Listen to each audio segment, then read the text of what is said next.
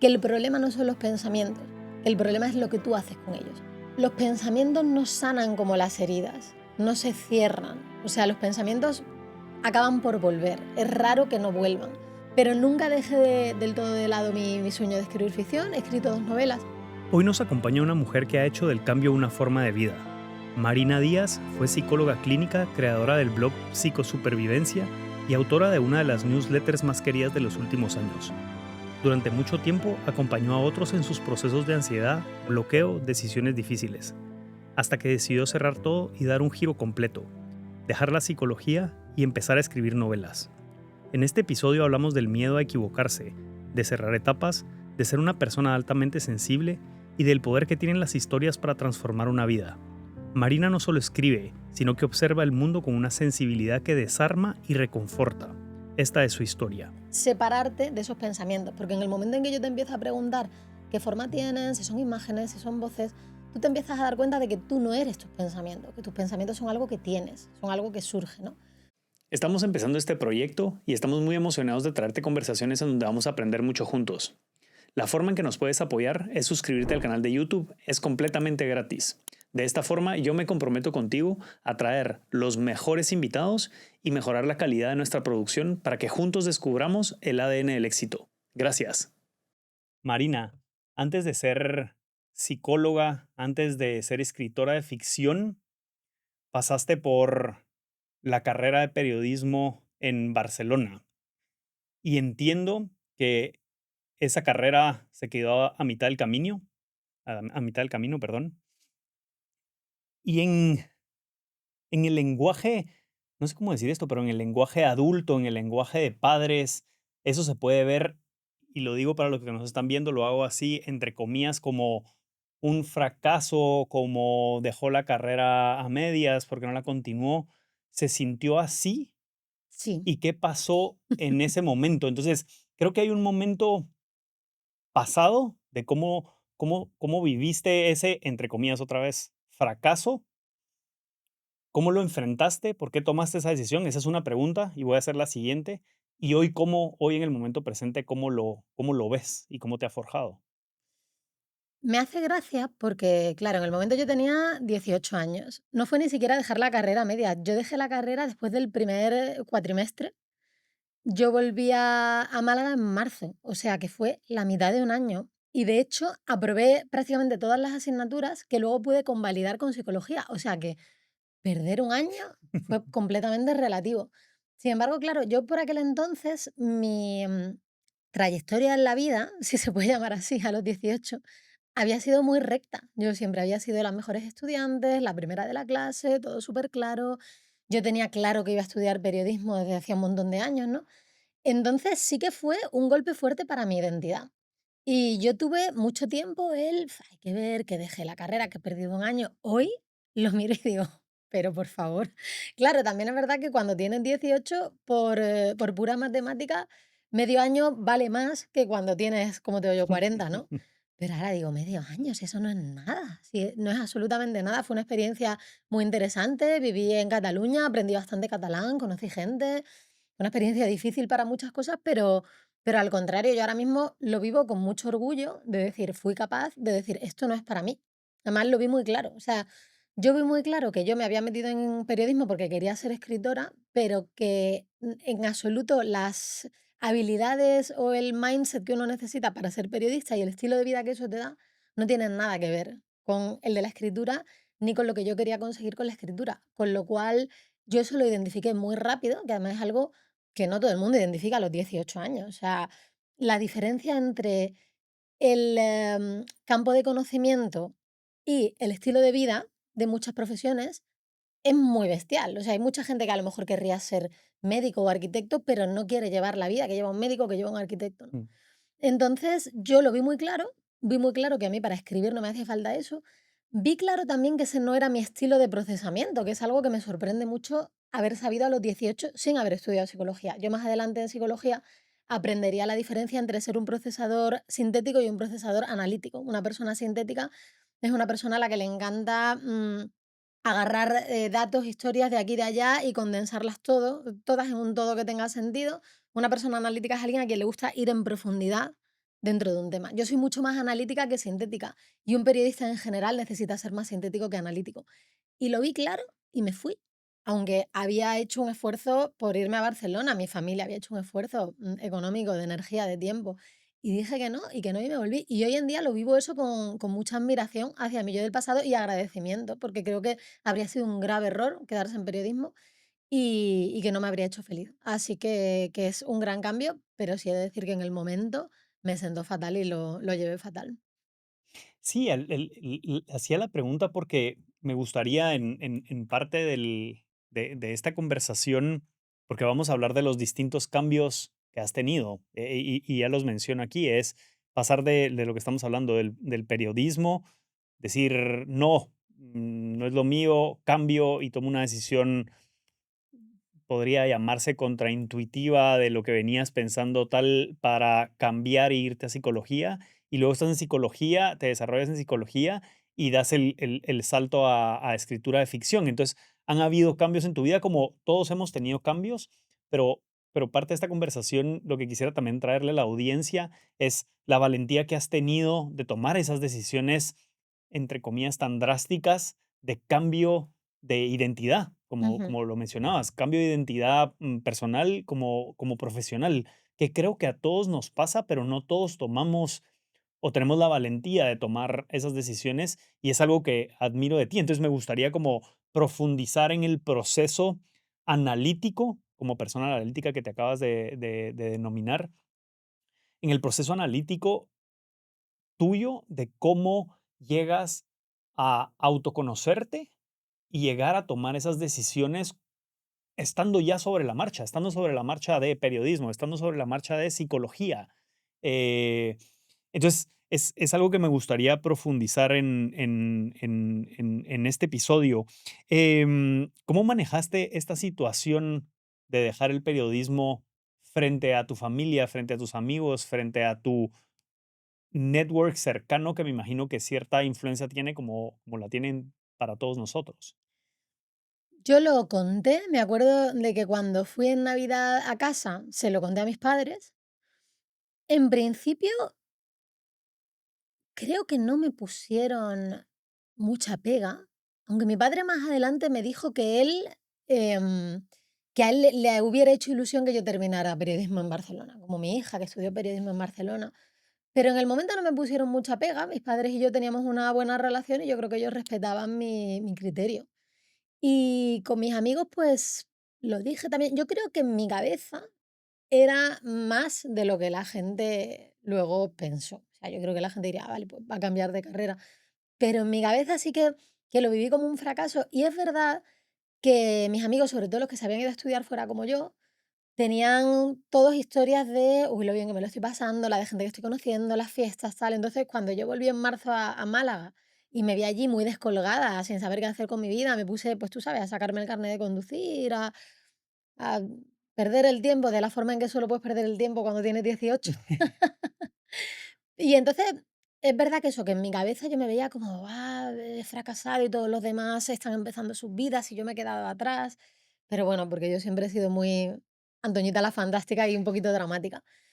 Pero probablemente, es más, yo estoy segura de que yo le pregunto a mis amigas más cercanas y la mayoría ni se acuerda de que yo empecé periodismo.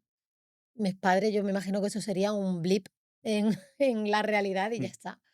O sea que nada, simplemente pues lo dije, lo expliqué y, y seguí para adelante como pude.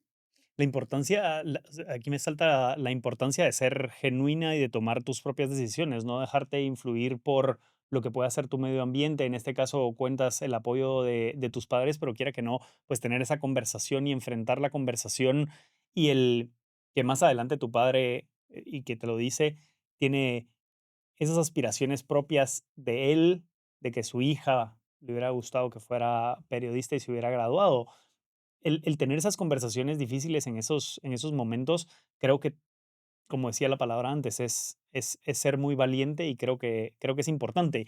Y estoy utilizando tu ejemplo para relucir no solo en el tema de decidir los estudios, sino decidir qué hacer en tu vida, y uno va evolucionando. Entonces, cuéntanos, luego pasas a psicología, ¿y qué haces durante todo ese proceso de psicología? Entonces, pasas de la carrera de periodismo a psicología, y te empiezas a desarrollar en psicología. Ujú. Fíjate que pensé, cuando llevaba creo que un año en psicología, pensé en volverme a cambiar de carrera, pensé en meterme en filología, porque, tú sabes, quería escribir, bla, bla, bla, y pensaba que la filología era el camino que me iba a llevar ahí.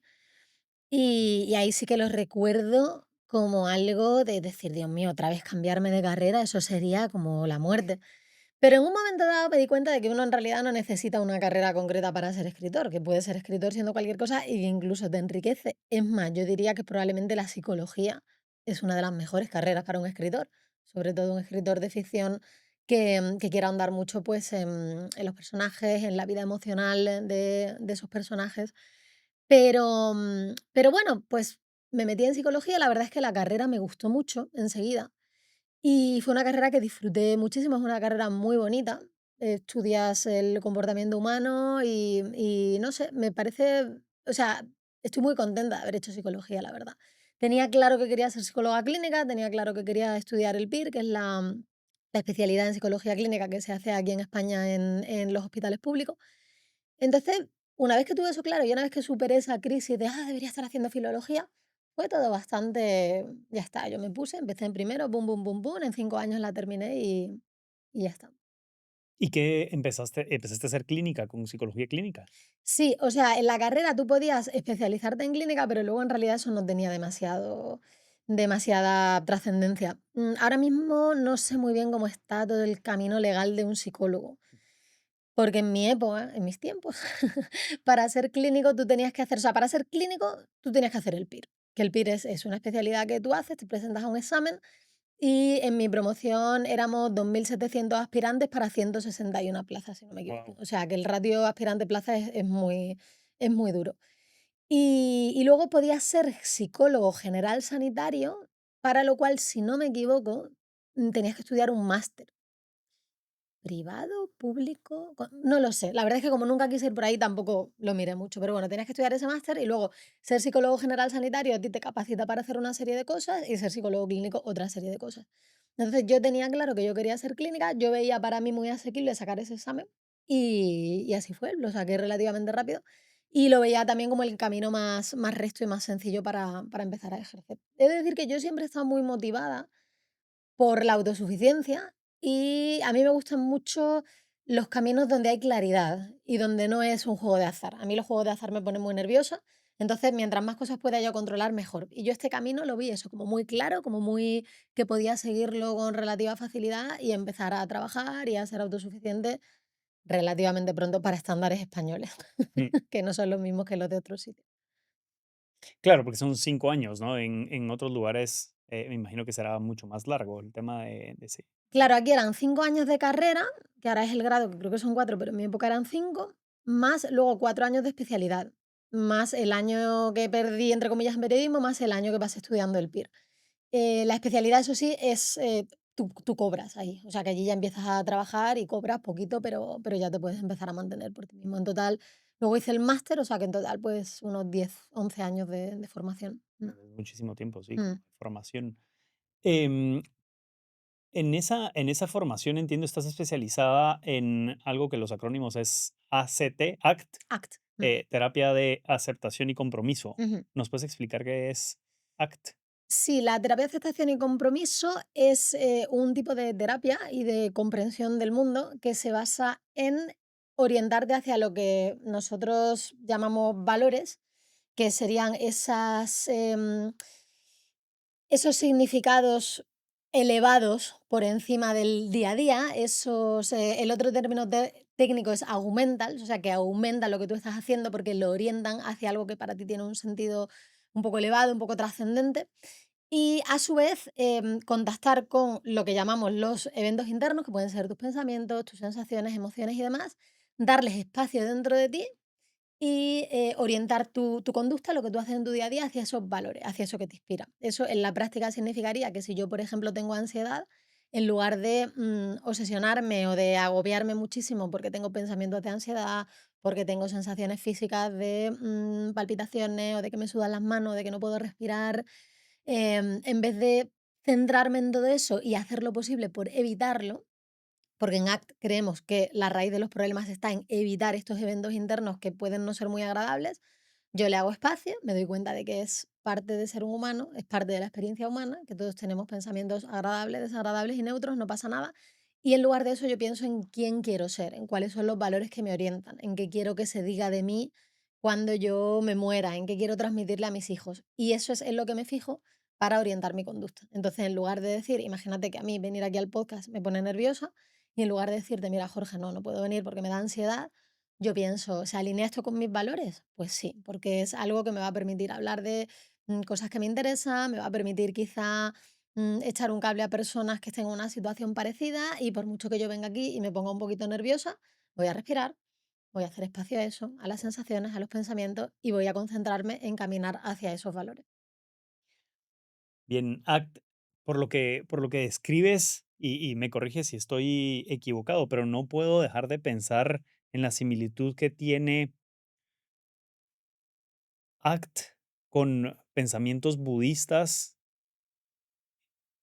y explico, el pensamiento budista que ve el sufrimiento como un camino natural del ser humano, Ujú, y es cómo abrazar ese sufrimiento, reconocerlo y darle espacio para convivir con él y no enfocarnos en el sufrimiento, porque es una realidad de la condición humana, ujú, sino aceptarlo y tener ciertos valores y de conducta para tener una vida plena. ujú. Entonces, si así describo el budismo, con lo poco que sé del budismo y invitados que hemos tenido budistas, me suena muchísimo a ACT. ¿Hay Ujú. alguna correlación que tú sepas directa con budismo ACT? Fíjate, yo precisamente me metí en ACT y bueno, aquí quiero también remarcar, que no lo he comentado antes, que se pronuncia efectivamente ACT y no ACT, porque justo en inglés significa actuar y al final la clave de ACT es que tú actúas, que tú no estás con los ojos vueltos para adentro, sumido en tu experiencia interna, sino que actúas en el mundo y eres un jugador en tu propia vida, no eres un espectador. Y yo justo me interesé por ACT porque había meditado antes de eso, había hecho varios cursos de Vipassana, varios retiros de silencio. Y para mí eso tenía mucho más sentido que otras ramas de la psicología que se centraban mucho más en cambiar los pensamientos, modificar creencias. Yo en mi experiencia interna con mi propia mente me había dado cuenta de que eso no me funcionaba, por lo menos no durante mucho tiempo. Y vi en ACT precisamente una manifestación, digamos, o una recolección occidental de todos esos principios budistas, porque es efectivamente, como tú has dicho, el budismo tiene las cuatro nobles verdades y la primera verdad, si no me equivoco, o una de las primeras es la existencia del sufrimiento. Tiene los paramis también, que son las virtudes, que al final son prácticamente equivalentes a los valores, porque son virtudes pues como la tolerancia, la compasión, la ecuanimidad, y luego tiene prácticas que se dedican precisamente a observar esas sensaciones con lo que llaman eso, ecuanimidad, que es ni aversión, ni ansia, ni craving, ¿no? Mm, Ni tengo una sensación muy agradable, quiero más de esto, ni tengo una sensación muy desagradable, me la quiero quitar. Entonces, es verdad que ACT es una corriente con una fuerte base científica y experimental y dedican mucho tiempo y mucha atención a eso. Y también recoge cierta inspiración del budismo. Es cierto que, a ver, aquí no quiero meter la pata, ¿vale? Porque no sé hasta qué punto se identifican ellos o no con eso. Es verdad que siempre que yo he sacado el tema con mis profesores, con mis mentores, ellos cuidan mucho no utilizar terminología de ese tipo que pueda hacer que haya gente que lo rechace como que es algo claro, por tema woo, como religioso. que es algo espiritual, que no tiene sentido, Claro. que no tiene una base científica, ¿no? Entonces, por ejemplo, no se habla de meditación, se habla de mindfulness, Ujú. se habla de difusión, se habla de lo que te decía, los valores, el augmental, ¿no? Y tampoco te puedo decir hasta, cierto punto, pues mira, se inspiraron en tal o empezaron por aquí o porque no lo sé, ni quiero meter la Claro. pata en cosas de las que no sé. Pero desde luego hay muchísimos paralelismos y fue algo, o sea, fue en gran parte lo que a mí me atrajo. Y en la terapia, en ACT, ¿existen herramientas puntuales que puedan ayudarnos a ser parte de esta terapia? O sea, hay como, estoy pensando en, por ejemplo, en los alcohólicos anónimos hay 12 pasos, ¿no? Y estos Ujú. 12 pasos que se predican y básicamente te dan un lineamiento de comportamiento y de un poco más como una guía, ¿no? ¿Existe algo parecido así en ACT?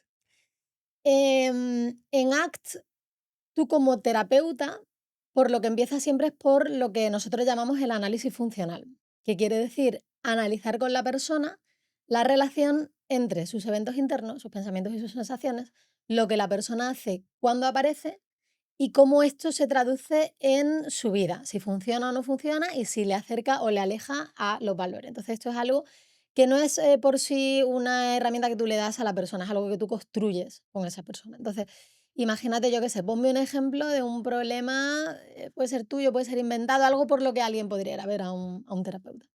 Vamos a ver, un problema de infancia, maltrato, de los padres al niño. Vale, entonces tú imagínate que tú vienes a decirme a mí, mira, yo te, perdona, Ah, tuve esta historia de maltrato en mi infancia y yo siento que esto no me está dejando funcionar, ¿no? Entonces, el análisis funcional que haríamos sería, a ver, a ti cuándo te vienen esos pensamientos relacionados con ese maltrato de tu infancia, ¿no? Y tú entonces a lo mejor me dices, pues mira, yo cuando estoy con mi pareja y estamos en una situación, en una conversación íntima o de vulnerabilidad, me empiezan a venir todos esos pensamientos. Y me empieza a venir, hay que ver pues, esta situación de maltrato, esta escena. Entonces yo profundizaría contigo, en plan, aparece en forma de imagen, es un pensamiento, es una voz dentro de tu cabeza y trataríamos, ya solo con ese análisis estamos empezando a hacer un poquito de lo que nosotros llamamos difusión, que es de fusionarte, separarte de esos pensamientos, porque en el momento en que yo te empiezo a preguntar qué forma tienen, si son imágenes, si son voces,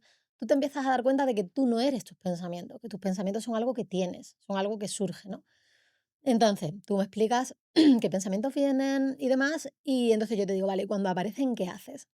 Y generalmente, la inmensa mayoría de la gente lo que pone en práctica aquí son tácticas de evitación. Entonces puede ser, pues no intento pensar en otra cosa, me distraigo, a lo mejor hay gente que bebe o que toma drogas o que se pone a ver Netflix, hay gente que se acuesta, hay gente que se va, pues yo qué sé, a acostarse con... Hay gente que se acuesta y hay gente que se acuesta con gente, con unos y con otros. Y entonces todos de manera consciente o inconsciente desplegamos una serie de tácticas para evitar esos pensamientos y esas emociones y sensaciones que nos generan ese malestar. El siguiente paso sería, yo te preguntaría, vale, ¿y eso qué tal te funciona? ¿Consigues que se vayan? Y la mayoría de la gente te va a responder, se van, pero un rato solo. O a veces se van, pero luego vuelven con más fuerza. O estoy todo el rato peleándome con mi mente y intentando evadirme de esas sensaciones, ¿no? Porque obviamente si eso funcionara y funcionara para siempre, no estarían conmigo en la consulta, ¿no? Entonces la mayoría de la gente te admite que sí. Y luego la última parte sería, vale, ¿y esto te acerca o te aleja al tipo de persona que tú quieres ser? ¿Te acerca o te aleja esos valores? Normalmente no se habla de valores por sí, porque es un término un poquito abstracto, pero sí que se trata de conceptualizar como eso, esto te acerca a quien quieres ser.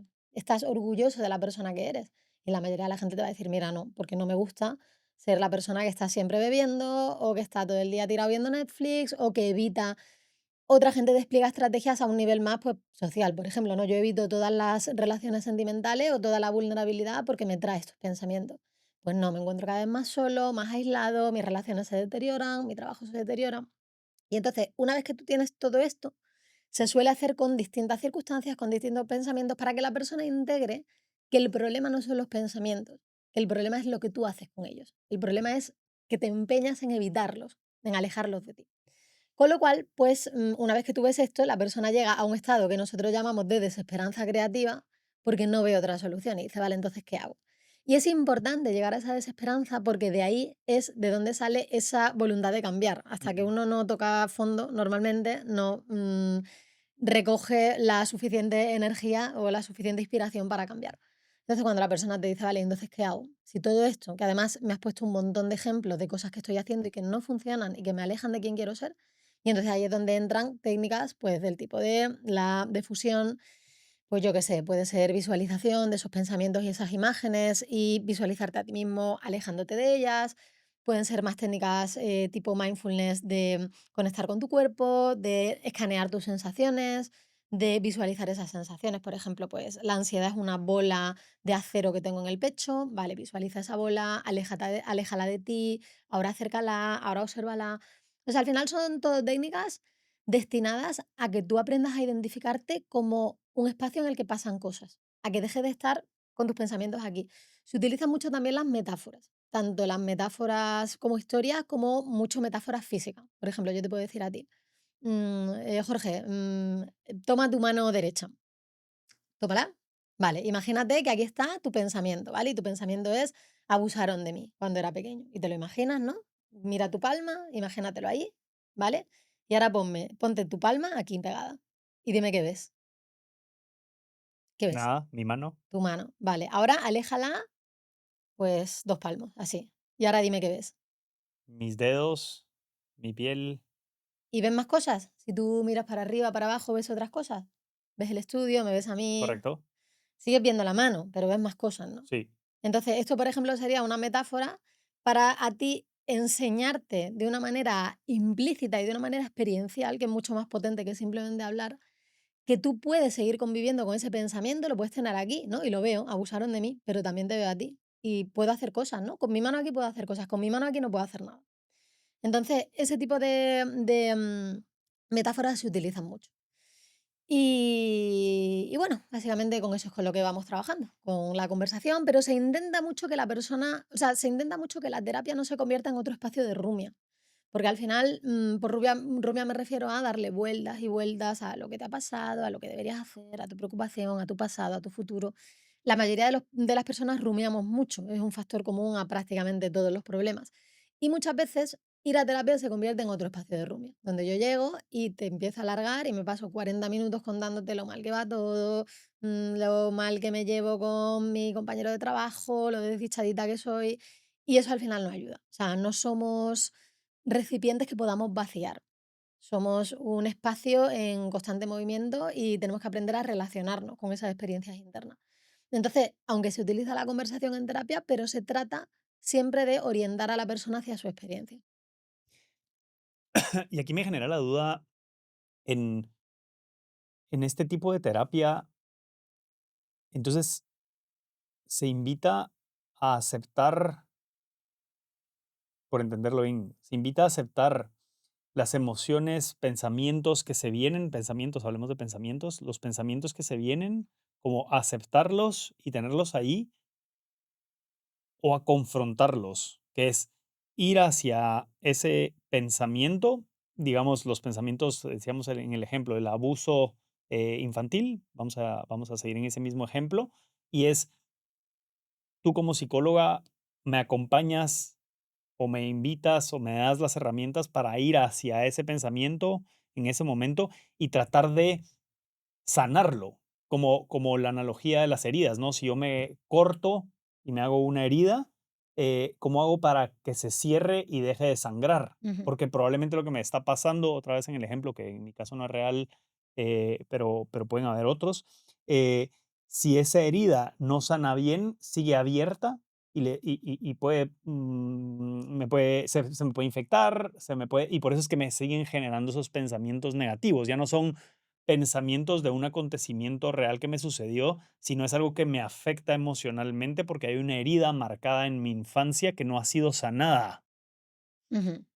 Pero ¿Qué, porque qué entiendes tú por sanar? eso, exactamente. Entonces, no lo, no, no lo sé porque en mi poca experiencia, porque no soy psicólogo, es cuando he tenido algún caso traumático, es enfrentar esa situación y tratar de que mi cerebro la entienda como, en mi caso, por ejemplo, que sea una situación positiva. Yo tiendo a mirar las cosas del lado positivo de las cosas. Por ejemplo, a mi padre, esto es real, a mi padre lo mataron cuando yo tenía 13 años en Guatemala.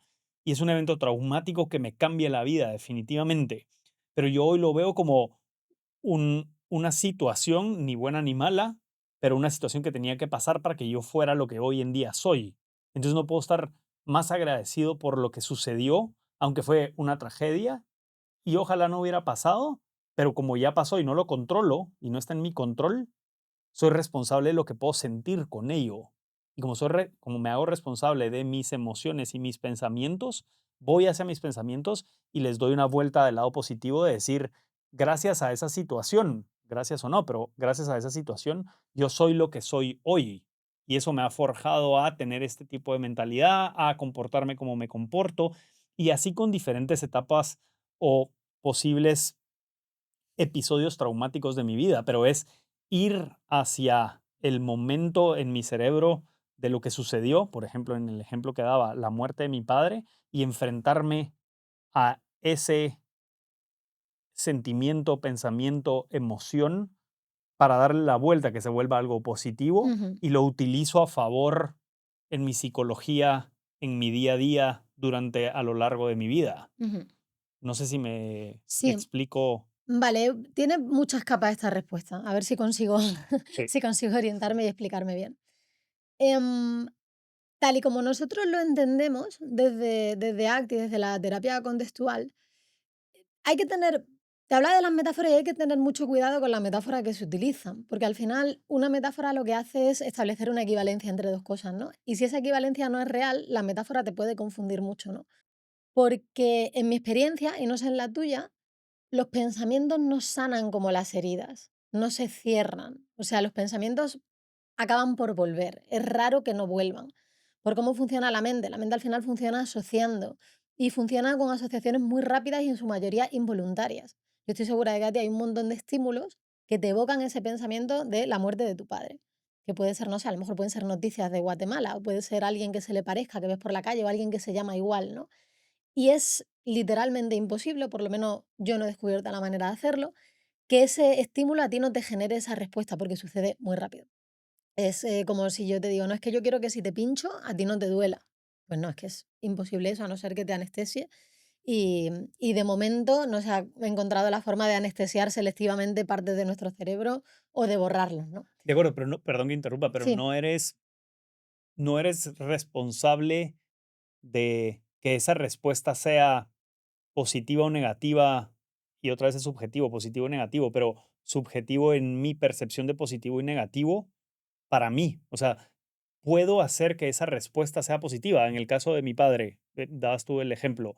Si oigo el nombre Ernesto, si veo a alguien que se le parece, si veo una noticia de Guatemala, que mi respuesta sea un pensamiento positivo. ujú, Recordarlo con amor, recordar lo que he aprendido a través de la muerte de él, aprender los momentos en que estuvo vivo y me enseñó, en vez de pensar en la tragedia, en vez de lamentarme, en vez de ponerme en situación de víctima. ujú.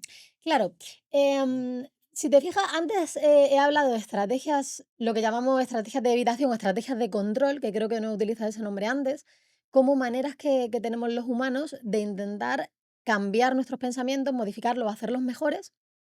Y esas estrategias de control, que sería un poco lo que tú me estás comentando, Ujú, el tratar de reencuadrar, el cambiar la narrativa en torno a algo, asociarlo a cosas positivas. La condición, entre comillas, que ponemos los terapeutas contextuales para que uno las utilice, son tres condiciones. Una es que funcionen, otra es que no sean tu única manera de reaccionar frente a eso, y la tercera es que te alejen, o sea, que no te alejen, perdón, del tipo de persona que tú quieres ser, ¿no? Entonces, en tu caso, parecería que esto te funciona. O sea, parece que incluso aunque tú veas el nombre Ernesto, a lo mejor tu cerebro flashea un, ay, mi padre, ¿no? Y luego tú inmediatamente, con todo esto que tú has construido a lo largo de tu historia, de asociar esto con pensamientos positivos, de cómo esto te construyó como persona, cómo esto te hizo mejor, tú consigues efectivamente manejar esos pensamientos, te sirve, no hace que te sumas en una espiral de depresión o de autocompasión negativamente entendida sobre este acontecimiento, y además te acerca a quien quieres ser, porque hace que, pues, que te esfuerces más, porque pienses, pues, mi padre estaría orgulloso con esto que estoy haciendo, con esta persona que estoy siendo, que trates de ayudar a otros, de ser un buen padre tú con tus hijos. O sea, para ti cumple esas tres condiciones y no hay, espérate que tengo un pelo, perdona, nada. y no hay ningún problema en que lo utilicen, ¿no? Distinto sería si tú me dijeras, es que yo estoy empleando toda mi energía en mantener alejados los pensamientos negativos sobre la muerte de mi padre. Y esto hace que yo esté Ujú, todo el día dándole vueltas al coco o que yo no quiera saber nada de Guatemala. O imagínate, por ejemplo, que tú has decidido que nunca vas a volver a Guatemala y me invento. Imagínate que tienes familia ahí, pero que tú has dicho que no eres capaz de volver allí porque no quieres enfrentarte a esos pensamientos, ¿no? Entonces, en ese caso, sería también una estrategia de control, pero sería una estrategia que puede que te funcione, pero que no te está acercando al tipo de persona que tú quieres ser, ¿no? Entonces, nosotros, en ACT, primero, o sea, generalmente la gente que viene es porque no ha llegado a ese punto donde estás tú. Es porque estos pensamientos vienen, y entonces siempre la primera línea de acción es enseñar a la persona a que no tenga miedo a esos pensamientos negativos y a que se dé cuenta de que surgen, de que vienen. Yo, por ejemplo, a mi hija, yo le digo: Porque ya ha empezado con ese tipo de pensamientos, ¿no? Mamá, tengo pensamientos malos, tengo, o yo qué sé, dice, soy lo peor, soy pensamientos negativos sobre ella misma, que además me llama la atención porque nosotros no son cosas que ella escuche en casa, ni cosas que nosotros le digamos. Pero yo le digo, mira, la mente funciona así. Esto es como hacer caca. La mente tiene que hacer caca, y pues muchas veces genera ese tipo de pensamientos y te vienen y no te vas a deshacer nunca de ellos, ¿no? Y una vez que tú has aprendido esa primera línea de acción, aprendes a no tenerles miedo, a estar con ellos, a tener aquí tu mano o a llevar tu pensamiento encima como un sombrero feo, que es otra metáfora que utilizamos, ¿no? Que a lo mejor no te gusta mucho, pero vas y vienes con tu sombrero y no pasa nada. Después de eso, se puede, si la persona quiere y si tú como terapeuta quieres trabajarlo, puedes trabajar con ciertas estrategias de afrontamiento, de gestión de estos pensamientos, de estas emociones, siempre teniendo mucho, mucho cuidado en que no se conviertan en estrategias de control inefectivas. Entonces, volviendo al tema de sanar, yo no creo que un pensamiento se pueda sanar en el sentido de que se sana una herida, pero sí que creo que un pensamiento se puede convertir efectivamente en una señal que desencadena otra serie de respuestas tuyas positivas y que puede también desencadenar algunas respuestas negativas que no son necesariamente voluntarias y que tú puedes dejar que estén ahí. A lo mejor a ti te pilla un día de bajón o te pilla un día cansado o a medianoche y entonces viene ese pensamiento sobre tu padre y te invade la tristeza. ¿Quiere eso decir que el pensamiento no está sanado? En absoluto. ¿Quiere eso decir que tú eres una persona errónea, fallida, rota? Para nada. Es normal. Piensas en tu padre, ojalá siguiera vivo, ¿no? Y luego, pues, una vez que tienes ahí esa tristeza, estás con ella, contactas con ella, te das cuenta de que no te va a destruir y sigues adelante. Y con suerte, pues traes de vuelta todos esos recursos que tú has estado utilizando y dices, pues qué bien que existió, qué persona más inspiradora, esto que ha pasado a mí me ha servido para construirme. Pero que esa tristeza esté ahí en primera instancia no quiere decir nada malo, es simplemente cómo funciona la mente. Que es lindo escuchar que podemos abrazar sentimientos y emociones que nos dan los pensamientos. En el caso de la tristeza, por ejemplo, es abrazar la tristeza, reconocerla, que no es, tendemos, yo voy a hablar por mí, tiendo a polarizar las cosas, ¿no? Blanco, negro, correcto, incorrecto, verdadero, falso, bueno, malo, la palabra bueno o malo. Entonces, sentimientos o emociones que me dan los pensamientos buenos o malos, al final es subjetivo, qué es bueno y qué es malo, pero Ujú, si hablamos de tristeza como algo malo, aquí lo que estás invitando a hacer, y me corrige si hago una parafraseo mal, pero es el sentimiento de tristeza en un pensamiento no tiene por qué ser malo. ujú. A mí, de hecho, las palabras bueno o malo, procuro no utilizarlas mucho. Me gustan más palabras que tengan menos carga Ujú, emocional. Por ejemplo, incómodo, un pensamiento incómodo, pensamiento incluso desagradable, tiene menos connotación moral que bueno o malo, que tiene correcto, una fuerte connotación moral. sí. Entonces puedes decir, bueno, pues sí, es desagradable la tristeza, ¿no? Y siempre tratamos también de que la persona aprenda a examinar esa tristeza desde un punto de vista casi clínico, como si fueras un médico que está examinando a un paciente. ¿Cómo notas tú esa tristeza, no? Puede ser una sensación de pesadez, puede ser un hormigueo, puede ser incluso un dolor. A ver, ¿y ese dolor cómo es? ¿Dónde está el punto más fuerte de ese dolor? Hay también calor, hay frío, hay picor. Normalmente cuando uno se para a analizar algo como la tristeza, lo que va a encontrar son sensaciones físicas y pensamientos. Y los pensamientos pueden ser, todo me va mal, no hay esperanza para mí, soy lo peor, y luego esas sensaciones pueden ser todas las que te he mencionado antes, ¿no? Entonces ya en el momento en que uno empieza a analizarlas desde ese punto de vista, ya empieza a crearse cierta distancia y es en esa distancia donde sucede la magia, ¿no? Donde tú te das cuenta de que eso es desagradable, es incómodo, pero yo qué sé, por ejemplo, a mí ahora mismo pues me están sudando las manos y los pies. A mí me sudan mucho tanto las manos como los pies. Por nervios. No, porque siempre he sudado mucho, desde que era, no estoy particularmente nerviosa, pero siempre desde que era pequeñita me han sudado mucho las manos y los pies. ¿Es una sensación agradable? No. ¿Me impide a mí estar aquí hablando contigo? Tampoco, ¿no? Pues ya está, es una sensación desagradable. No sé, ayer en el avión me estaba haciendo pis en el aterrizaje, es una sensación desagradable, pero ya está, no hago un mundo, digo, "Oh, pues quiero hacer pis ya", pero ni me meo encima, ni hago un mundo de ello, o sea, todos convivimos con sensaciones físicas desagradables todo el rato. Lo que les da poder es el catalogarlas como Mm, esto es algo malo y sobre todo también un poco en el marco de una sociedad que nos dice que tenemos que ser felices por narices, ¿sabes? que todo tiene que ser maravilloso, que el pensamiento tiene que ser positivo, que tú estás, pues eso, que tú controlas todo lo que hace tu mente. Tienes cierto control sobre ciertas cosas, obviamente. mm, Muchas de las cosas que haces, de quién te rodeas, los libros que lees, que estoy viendo ahí detrás, pues obviamente no va a ser lo mismo una persona que tiene esa estantería a alguien que la tiene llena de revistas del corazón, por ejemplo, ¿no? Pero hay ciertas cosas que no se pueden controlar y que son parte de la experiencia humana. Es parte de la experiencia humana estar triste, estar preocupado, estar enfadado. Entonces, mientras menos big deal, digamos, mientras menos, ¿cómo lo traducirías? Que me he atascado. Sí, M menos menos mientras menos importancia. importancia le demos, exacto, Sí.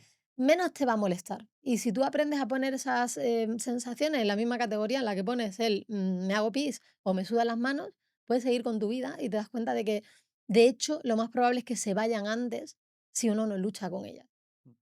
Que creo que las palabras son extremadamente poderosas. Siempre lo menciono en esta plataforma, en el podcast, la importancia de la buena utilización de las palabras y es algo que estás reforzando con la utilización correcta de las palabras para dar esa connotación, porque es cierto que si uno habla de bueno o malo, tiende a como castigar ese pensamiento y hay hasta, puede llegar hasta un sentimiento de culpabilidad por algo Ujú, que la palabra malo, que está mal utilizada, que estoy de acuerdo, puede hacer esa connotación de hasta de malos valores, no te guía. Entonces uno tiende como a empujarlo y no a abrazar esos sentimientos, que entiendo que en ACT se invita a hacer eso.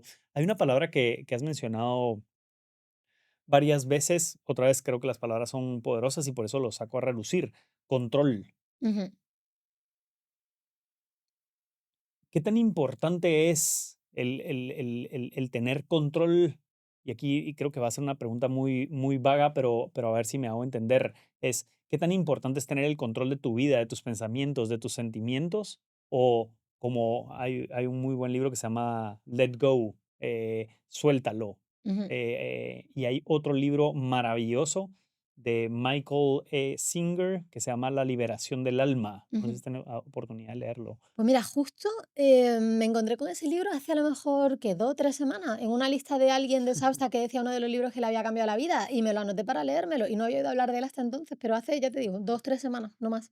Mm, Es un libro maravilloso, y me gustaría profundizar un poco en las ideas que plantea Michael A. Singer, porque habla, básicamente, como dice el título, liberación del alma, es dejar de controlar todo. ujú. Pero en tu experiencia y en ACT, ¿cómo viven la palabra de control?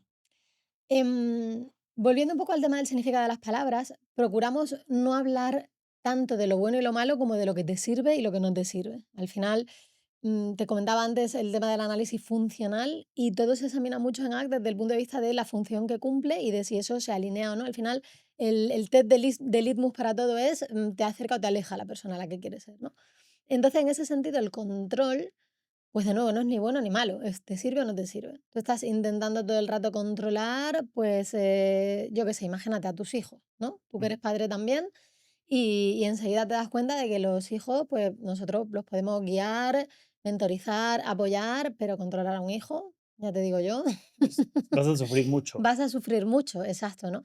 Entonces, como bueno, te sirve, no te sirve, te acerca al tipo de padre que quieres ser. En ese sentido, a mí una cosa que me gusta de tener hijos pequeños es que es una metáfora perfecta de la relación con la propia mente. Al final, los propios hijos son cerebros absolutamente descontrolados en ese sentido, sin censura, sin límites, sin filtros, ¿no?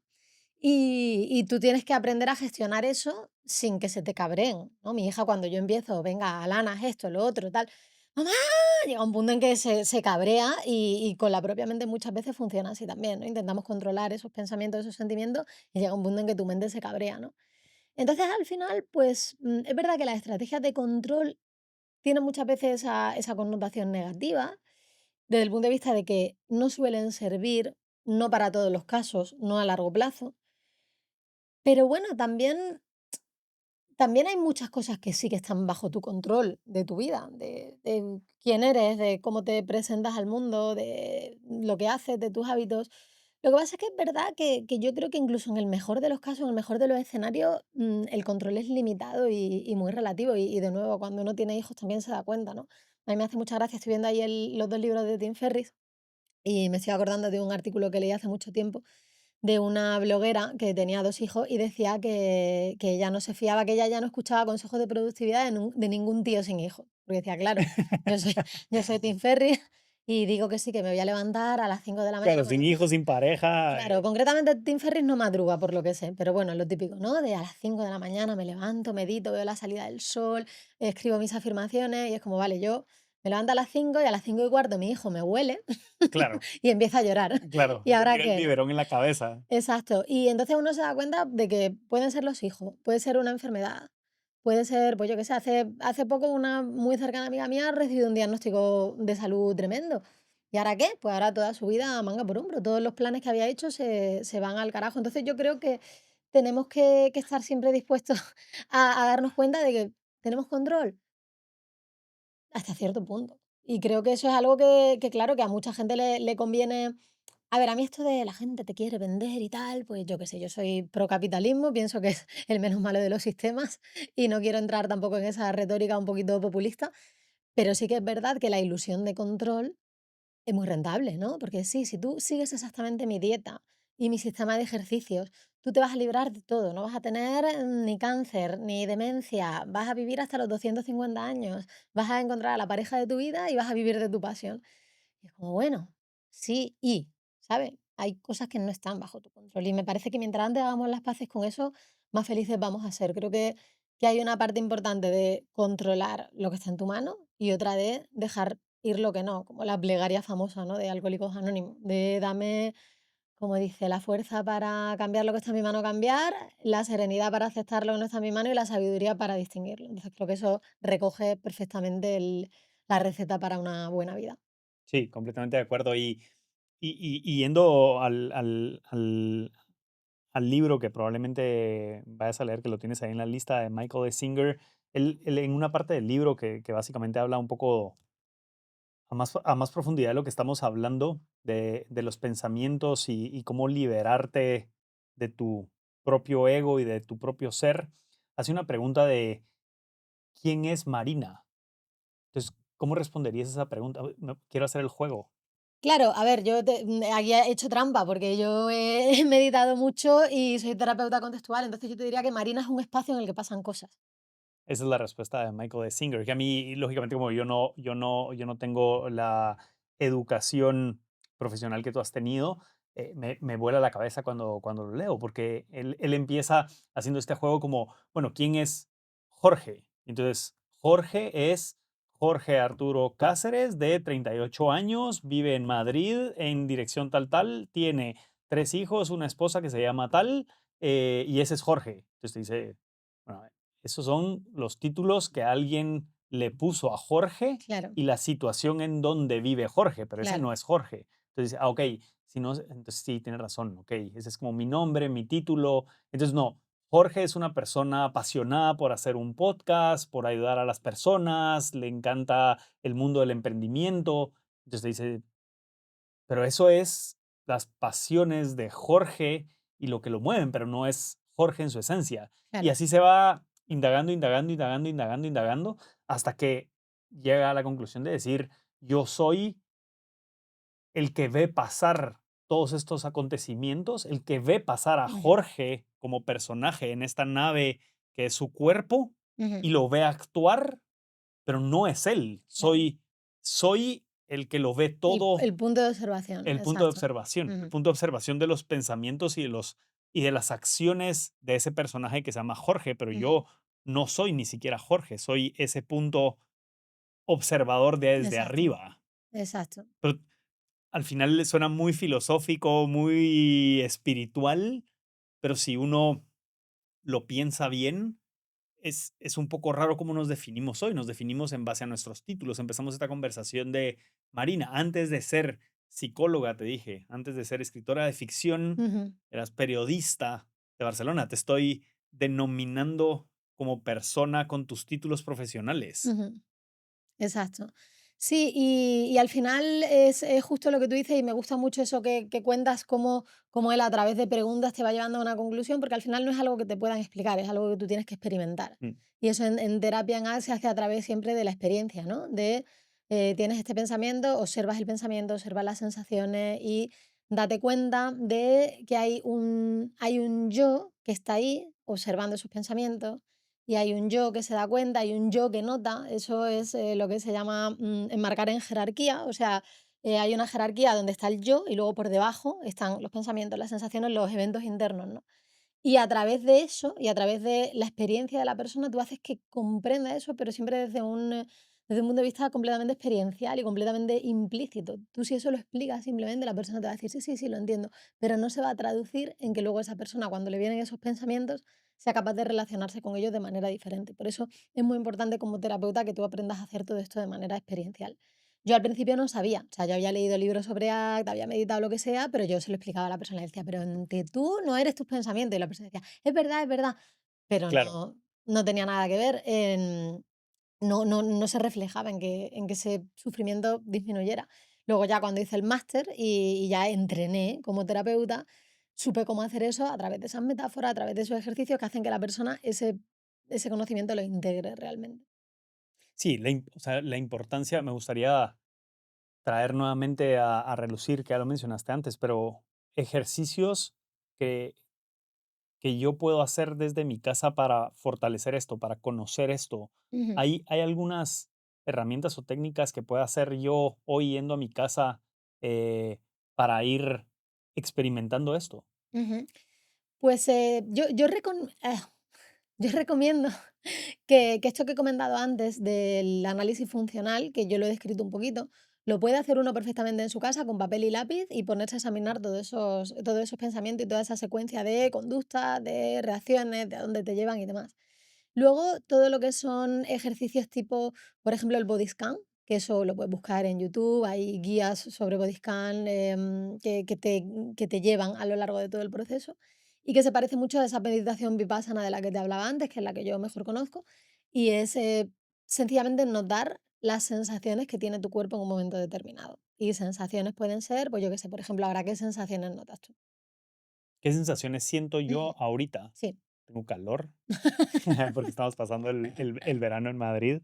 Tengo curiosidad, Sensaciones, vete a sensaciones físicas. sensaciones Cierra físicas, los ojos. ¿Qué nota tu cuerpo? Todo tipo de sensaciones. No tiene que ser nada especial, no tiene que ser nada espiritual. Sensaciones sencillas.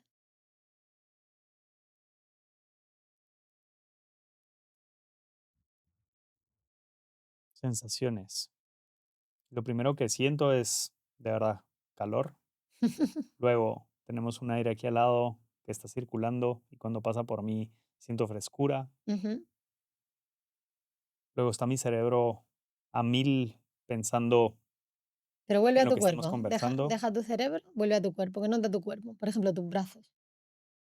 Están tensos porque normalmente pongo tensos mis hombros, Por ejemplo, ¿notas la mesa? noto la ¿Notas mesa. la diferencia entre donde tus brazos hacen contacto con la mesa y, Sí, y con el aire? estoy apoyado fuerte sobre la mesa, por lo que Ujú. hay como cierta presión en los codos. ¿Notas el roce de la ropa, por ejemplo? El roce de la ropa, siento cierta tensión en la espalda baja porque padezco de dolor de espalda baja. Ujú. Los últimos días he estado con algo de tensión en la espalda baja. Pues el anclarte en esas sensaciones físicas, eso generalmente es muy útil. No hace falta que te pongas, que te sientes en meditación formal. Y yo creo que ahí eso es algo muy, muy potente que ha aportado ACT, que es el poder hacer estos ejercicios de fusión de una manera más dinámica y no necesariamente tener que pararte, que sentarte, porque eso es un muy buen entrenamiento, pero no es atractivo inmediatamente para todo el mundo. Mucha gente pues, considera que no tiene tiempo, no tiene ganas, le da pereza, lo que sea, pero todos podemos hacer esto que acabas de hacer tú ahora, y es el pararte y notar cómo está tu cuerpo, qué pensamiento cruza, mirar arriba, mirar abajo, darte cuenta de que estás aquí y ahora, salirte un poquito de tu cabeza, ¿no? Porque fíjate cómo el instinto es irse inmediatamente hacia lo que siento, lo que pienso, y todo hacia palabras que muchas veces son muy abstractas, ¿no? Porque dices, noto curiosidad, ¿vale? ¿Y qué es esa curiosidad? ¿En qué pensamiento se manifiesta? ¿Cómo notas tú la curiosidad en tu cuerpo? A lo mejor puede ser que te inclinas un poquito hacia adelante, que abres un poquito más los ojos. Entonces, si te puedes ir a esas sensaciones físicas, a cómo siente tu cuerpo, a muchos de nosotros nos sirve para romper rápidamente ese bucle mental en el que estamos metidos todo el día, o lo que tú decías, andando hacia tu casa. Vale, pues voy a concentrarme en qué siento. Siento el calor, siento las plantas de mis pies, siento el roce de la ropa, siento la música que está entrando por mis oídos, el olor de unas flores al lado de las que paso, ¿no? Y es muy importante siempre, y creo que esta es otra fortaleza de ACT, esto contextualizarlo en el sentido de esto no lo estoy haciendo por hacer. Y yo creo que ahí es donde mucha gente se pierde. O sea, mucha gente le dices, ven al momento presente. Dicen, vale, ¿y qué? Ok, estoy aquí, notando, arriba, abajo, lo que noto. ¿Y qué? ¿Y qué saco yo de esto, no? Y ahí es donde tú tienes que hacer, como terapeuta, la conexión y esto te permite ser esa persona que quieres ser. Te permite salir de tu barullo de tu mente y estar más presente en el aquí y el ahora, y estar más tranquilo y centrarte en las cosas que te importan. Y, pues, ¿qué te digo yo? A lo mejor estoy hablando contigo y me permite prestarte atención a ti en lugar de estar metida en mi movida y en lo que voy a hacer luego o en mis preocupaciones o en mis historias, ¿no? Entonces, un ejercicio así, por ejemplo, es algo muy sencillo que se puede hacer en 2 minutos. Hay una instrucción que a mí me gusta mucho, que no la aprendí en ACT, no sé dónde la aprendí, pero a ver si la sé decir bien. Con los 5 sentidos empiezas con 5 cosas que ves, 4 cosas que notas, 3 cosas que oyes, 2 que hueles y una que notas con tus sabores, ¿no? Entonces, por ejemplo, ahora estoy contigo y veo la luz, la cámara, el micrófono, mis manos y el suelo, ¿no? Ahora lo que noto, pues lo que tú has dicho, la silla, la mesa, el vestido y el fresquito. Lo que escucho, pues el rumor del ventilador. Ahora mismo no se escuchan muchas cosas porque hay bastante silencio, pero bueno, tu risa, mis pies cuando rozan el suelo. Huelo, pues no sé, no huele a mucho aquí, ¿tú hueles algo?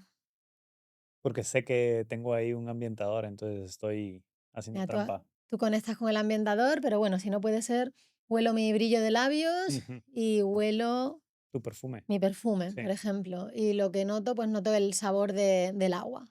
Y ahora has hecho eso, que has tardado, ¿qué? 2 minutos, y has aterrizado en el aquí y el ahora, que siempre es un buen punto de partida para actuar en el presente sin perderte en tu mente, que es donde estamos la mayoría de nosotros, el 97% del tiempo lo pasamos aquí perdido.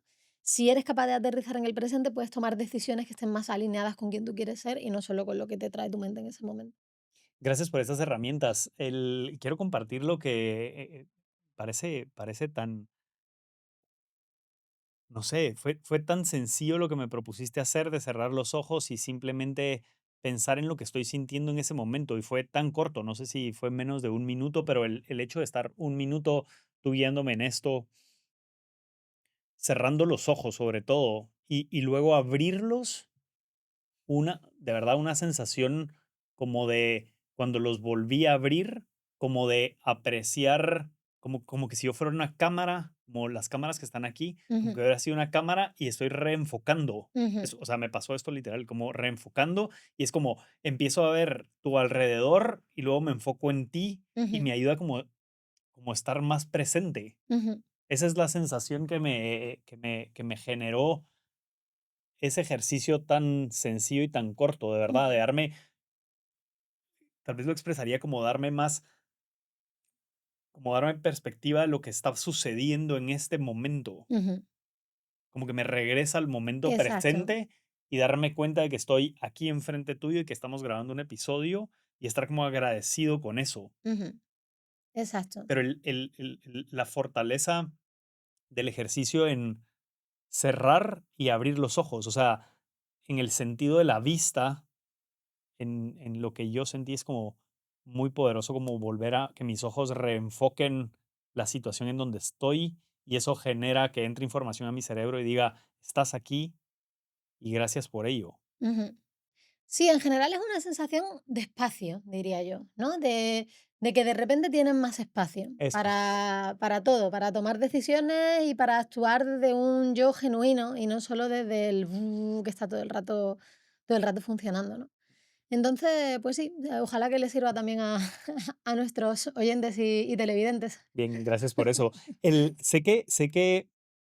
Es más una pregunta, porque lo leí, pero quiero confirmarlo contigo. Tú te, tú eres una persona paz, Sí, persona altamente sensible para las personas que no sepan que es una persona paz. ujú. Sí eres una persona paz, Hasta donde yo sé, sí. hasta donde yo Hasta sé. donde yo sé en el sentido de que lo que he leído al respecto encaja conmigo, los test que he hecho dicen que sí. Y bueno, yo tengo mucho cuidado también con las etiquetas que se pone uno, porque una etiqueta puede ayudarte y empoderarte o te puede limitar y reducir tu vida, pero sí, podría decir que me identifico, que me representa la etiqueta de paz. Que yo también, y es algo que la etiqueta la identifiqué hasta hace muy poco porque mi esposa leyó un artículo sobre eso, me lo compartió, lo leí, me sentí muy identificado Ujú, y entonces como buen curioso me puse a investigar, leí 2 libros de él, leyendo los libros me fui a los test, me hice los test y sale que todo soy un paz fuerte. una pasada. Soy una pasada. No conocía la etiqueta y como tú dices, las etiquetas pueden tener connotación negativa, mucha gente lo puede ver así. En mi caso, otra vez, trato de tener la mentalidad positiva y creo que más que una etiqueta sirve para reconocer, y otra vez no palabras buenas y malas, sino reconocer tu personalidad, Ujú, en qué te afecta, en qué ambientes te sientes más cómodo, qué no, y cómo poder evitarlos o que cuando estés abraces ese momento y te aceptes en ese momento porque te conoces perfectamente ujú, y sabes que ese momento te suena incómodo, pero otra vez te alejas del sentimiento de incomodidad y del pensamiento y ujú, solo lo reconoces y sabes que va a pasar. ujú, Pero el hecho de ser la palabra consciente de que eres así, o sea, básicamente lo que estoy diciendo es conocerme a profundidad y reconocer que soy paz en este sentido, me ayuda a manejarme mejor en la vida. Entonces yo ujú, más que una etiqueta del lado negativo, lo veo más como positivo y no sé que se puede denominar como un trastorno el tema paz, pero lo veo más como lo dice, ¿sabes quién es Robert Sapolsky?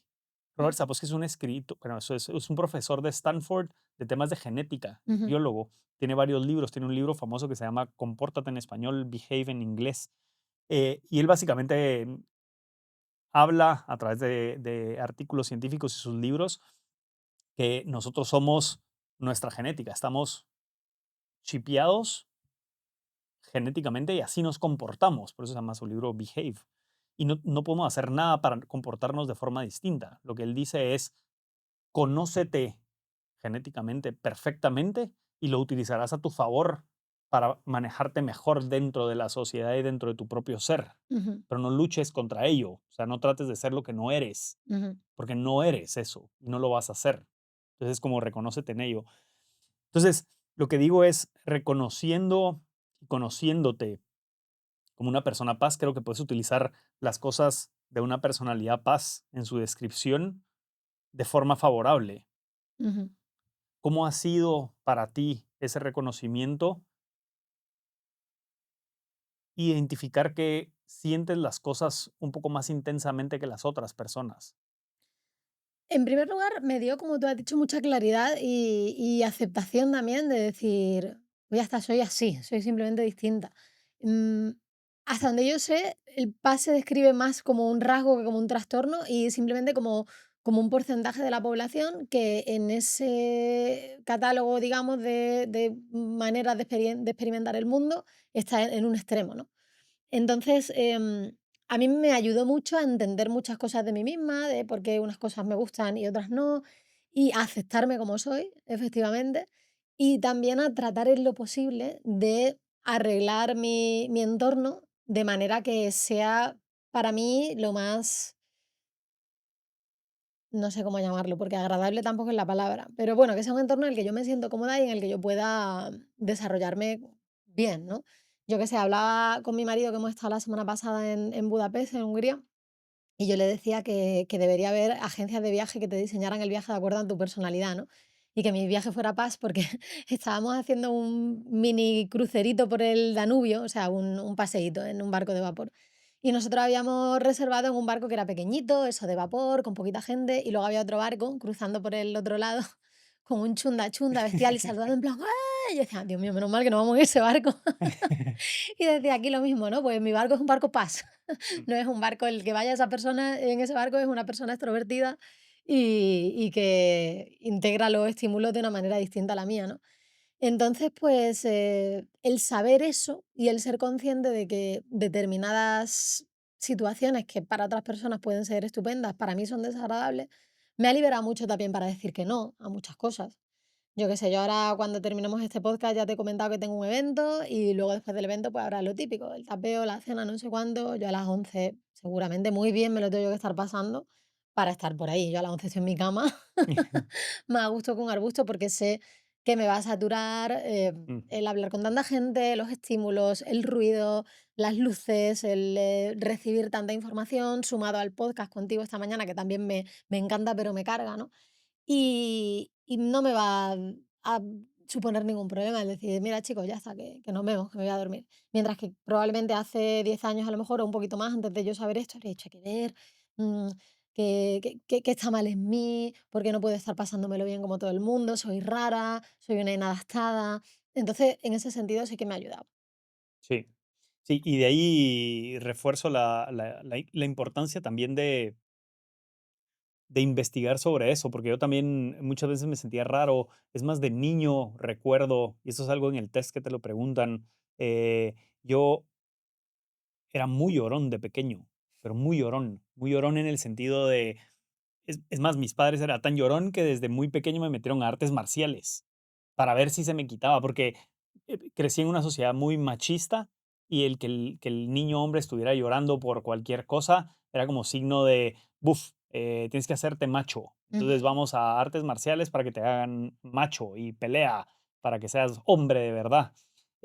Y un poco ese camino, pero yo me iba a las artes marciales y lloraba cada vez que me peleaba con alguien porque sentía pobre. todo como intensamente. Y recuerdo a mi sensei, que después hice artes marciales durante 15 años, pero a mi sensei decirle a mi padre, yo esto lo recuerdo súper bien, decir, es que él tiene algo de sensibilidad como mucho más fuerte que los otros niños, es Ujú, muy sensible. O sea, cualquier cosa que le digas en tono muy fuerte o lo pones a pelear, que están peleando, pero entiéndase como de entreno, y me ponía a llorar porque me sentía ofuscado, no quería pelearme, no quería pegarme, tal.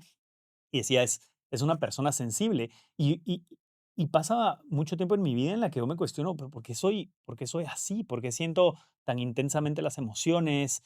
¿Por qué soy tan intenso en todo lo que hago? Si me voy de fiesta, muy intenso. Si estoy con ciertos amigos, quiero estar más tiempo con estos amigos. Si quiero comer intensamente con la comida, con el arte, con el cine, con todo lo que veo, es como muy intenso. ujú, Eh, y, y creo que conforme fue pasando el tiempo sin tener estas herramientas y sin leerlo en ningún lado, ni que nadie que me guiara, fui como encontrando mi camino poco a poco en la lectura, pero me sigo redescubriendo. Y como te digo, lo de paz lo descubrí hasta hace 3 meses y mucho. Y ujú, entonces me pongo a leer sobre ello y como que digo, Esto es, esto describe perfectamente cómo he sido durante toda mi vida, ujú. pero nadie me había dado esa herramienta. Claro. Entonces, como quiero utilizar esta plataforma como para, ahora vivimos en otra época también en la que tenemos información a la mano de todo. Entonces, tenemos estas plataformas, tenemos YouTube, tenemos redes sociales y tenemos tanto acceso a libros también de forma digital, en audiolibros y la lectura tradicional, que tenemos mucho más acceso a información y podemos investigar sobre esto y conocernos mejor. Si tenemos realmente la curiosidad de por qué soy así y te lo cuestionas, puedes leer mucho del tema y probablemente hayan respuestas. A Ujú, eso, a eso quiero llegar. Y luego está el apoyo de los psicólogos y gente experta sobre estos temas. ujú. Sí, yo pienso que el autoconocimiento en general es positivo, siempre y cuando, al final, volviendo un poco a esto que te decía, siempre y cuando te acerque a la persona que tú quieres ser, ¿no? He oído también, personas PAS que conozco y que han empezado a quedar con otros PAS. En plan, aquí en Madrid, por ejemplo, si no me equivoco, hay un grupo de PAS que quedan de vez en cuando. Y esta persona, que era una paciente mía, me decía: "A mí es que ya yo no puedo ya con los PAS, yo no puedo". Porque es como, es El que ya drama. aquí no puedo entrar, esa luz me molesta, la música está muy alta. Y claro, llega un punto en que también te tienes que dar cuenta de que, pues, que tienes La vida. exacto, que afrontar la vida. Yo qué sé, a mí con mis hijos me resulta muy difícil, porque los niños hacen mucho ruido, Sí. mi hija no calla, mi hijo llora mucho también. Me ha recordado, mira, me ha dado esperanza, porque digo, mi hijo llora mucho ahora, pero se va a convertir en un hombre de provecho como Jorge. Es verdad, llora mucho, llora mucho. Es un niño que yo bromeo mucho porque digo, yo creo que llegó a la cola de las reencarnaciones y él se pensaba que iba ya pues a los devas o a un ser superior y le dijeron, no, humano otra vez, porque está como... Bebé. Exacto, bebé. Pero bueno, cuestión, que yo qué sé, por ejemplo, a mi hija le encanta poner música y yo le digo, un poquito de música, ¿vale? Venga, vamos a elegir y a veces de hecho elegimos canciones y yo digo, venga, mi canción va a ser 3 minutos y medio de silencio. O le digo, baja el volumen. Venga, baja el volumen y le digo, mientras más bajo ponga el volumen, más rato te voy a dejar la música. Y mientras más tranquila sea la música. Entonces también para que ella lo vaya entendiendo. Yo creo que ella no sé si altamente sensible, pero desde luego es una niña muy sensible también. Todo lo que son las películas y eso, pues le dan mucho miedo, le impactan mucho. Como le hables con un tono de voz un poco más, mamá, me estás gritando. Y le digo, cariño, no te estoy gritando, pero bueno, no te quería hablar así. Pero bueno, también me sirve en ese sentido para entenderla. Y luego, por ejemplo, con el tema de Sí. las películas, pues yo intento poquito a poco exponerla a cosas, ¿no? Y decirle, venga, vamos a ver esto, que es un poquito más emocionante. Yo intento no decirle que da miedo, sino que es emocionante, para que tú luego veas, que luego todo se arregla, que luego todo sale bien, porque también creo que es importante el construir un poquito ese callo de enfrentarse al mundo. Además, si no me equivoco, la misma Elaine Aron dice en su libro que la sensibilidad se va incrementando con la edad y que si uno no se expone, se hipersensibiliza, porque así Ujú. funciona, ¿no? Entonces tampoco voy a decir, soy altamente sensible, tengo que estar aquí en mi torre de marfil con mis cojines de seda. No, te tienes que enfrentar también al mundo y hacer ese poquito de callo y manejarte también a ti mismo, ¿no? Y decir, pues yo qué sé, yo ahora mismo estoy contigo, luego voy a esto del evento que tengo. Pues entre el evento y la cena voy a intentar irme un ratito a mi habitación de hotel y me voy a dar a lo mejor una ducha o me tumbo 10 minutos con los ojos cerrados y los tapones de los oídos puestos y así pues me voy yo también regulando. Sí, recargando. Pero Ujú, eso es, y a eso vamos, ¿no? A la importancia de conocerte que te permites tener estos espacios, porque si no te conocieras y no te identificaras bajo ese rasgo ujú, que hablamos ahorita como ejemplo, porque los dos nos identificamos ahí con el tema paz, como lo identificas, lo utilizas a tu favor. Eso es a lo que exacto, iba. O sea, exacto. es no, y a mí también me pasaba cuando leí los libros, dije, yo no sé si soy paz, porque lo pintan muy dramáticamente. Ujú, El paz como, y es más, en alguno de los libros habla de esto, que antes se confundía como con cierto nivel de autismo, pero es que porque eres demasiado sensible. Y entonces en este libro habla como de rangos de sensibilidad. Yo dije, ujú, bueno, yo seguramente tengo un rango de sensibilidad, si es de 1 a 10, probablemente yo esté entre la mitad, 4 o 5. ujú, O sea, no soy ni el rango alto, porque entiendo, por lo que leía, que hay rangos muy, muy altos de sensibilidad, que es esta gente, como tú decías, ya que ya ni puede entrar a un lugar, que la música lo pone como mal y no logra poner atención. No es algo que me pasa a mí. Es más, ujú, me dedico a esto del podcast, las redes sociales, tal, hablo con mucha gente, salgo a comer. Entonces, sí tengo una vida activa y de sensibilidad y de como de me expongo a muchísima información, muchísima luz, muchísimo ruido y lo llevo bien, pero ujú, mis momentos de recarga tienen que ser necesito 2 horas de ir solo, encerrarme, cero ruido, tal, y con eso recargo. claro.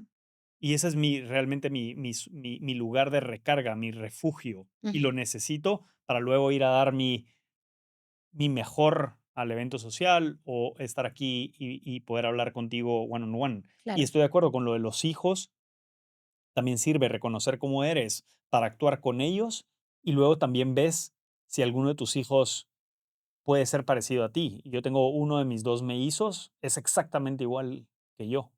O sea, estoy seguro que es un paz. Mm. Él es súper sensible.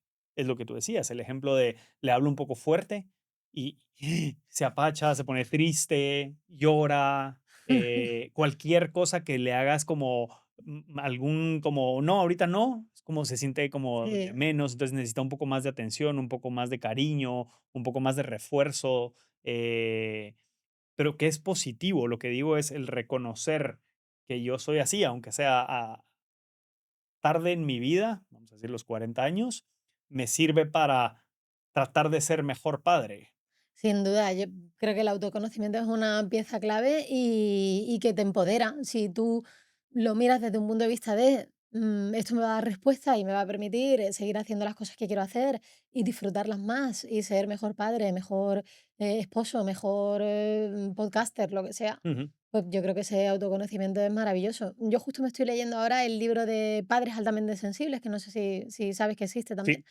Y una de las cosas en las que a mí me ayudó mucho es que al principio te decía, tú vas a conocer a madres o a padres que son capaces de hacerlo todo y tienen el negocio de 6 cifras y que además llevan la casa ellos solos y que llevan a los niños y que no necesitan ayuda y te dice, tú no eres así. Tú no Bien. eres uno de ellos, asúmelo. Y te dice que si te lo puedes permitir, que busques apoyo, que busques, pues eso, que alguien que te eche un cable con los niños. De hecho, ella llega al punto de decir que una persona altamente sensible, si puedes, que no estés nunca solo con tus hijos. O sea, que en lo posible siempre tengas o a tu pareja o a alguien externo o familia o lo que sea. Y a mí eso pues me quitó un gran peso de encima porque yo me sentía como madre Culpable. muy culpable y muy inadecuada de decir, pero como no voy a ser yo capaz de estar con mis hijos una tarde y me superaba. O sea, bueno, una tarde podía estar, No, pero tarde tras tarde tras tarde. creo que nos pasa a muchos padres también. Claro, y esto a mí me ayudó mucho a decir, pues mira, es verdad, no soy yo. Y yo decía, tío, es que esto me supera, es que yo no puedo y yo no sé cómo lo hace la gente. Y yo tengo amigas que han tenido hijos y que tienen, pues, eso, empresas y tal. Y el decir, mira, pues no, no soy yo y necesito ayuda. Y hablándolo incluso con mi marido y decirle, mira, tenemos que rearreglar esta situación que tenemos en casa porque a mí esto me supera. Y mira, incluso te lo digo y me noto que sigo teniendo cierta vergüenza ahí Ujú. residual que se me queda decir: "Pf, debería ser capaz", pero lo cierto es que no lo soy. Y bueno, prefiero ser, una madre imperfecta y prefiero tener esta familia que haber dicho: "No, pues mira, como soy así, pues", a ver, No obviamente, me permito ser madre claro, o todo mi respeto a quien tome esa decisión, que sí. yo a veces lo he pensado, a veces pienso: "Mira, a lo mejor estoy demasiado tarada para haber tenido hijos". Pero bueno, no, yo creo que está bien el, nosotros hacer nuestra familia con esa imperfección, con ese conocimiento de las limitaciones de todo y tratando de apoyarnos unos a otros, que al final es para lo que están las familias, ¿no? Que no estás sola. A mí me pasan esos pensamientos también, tengo esos sentimientos. Y como te decía antes de estar grabando esto, detrás de cámaras, lo hablábamos arriba de ser padre, te decía, antes decía, es lo peor y lo mejor que te va a pasar en la vida. Y lo cambié porque políticamente no es correcto, pero lo más difícil y lo más lindo que te va a pasar.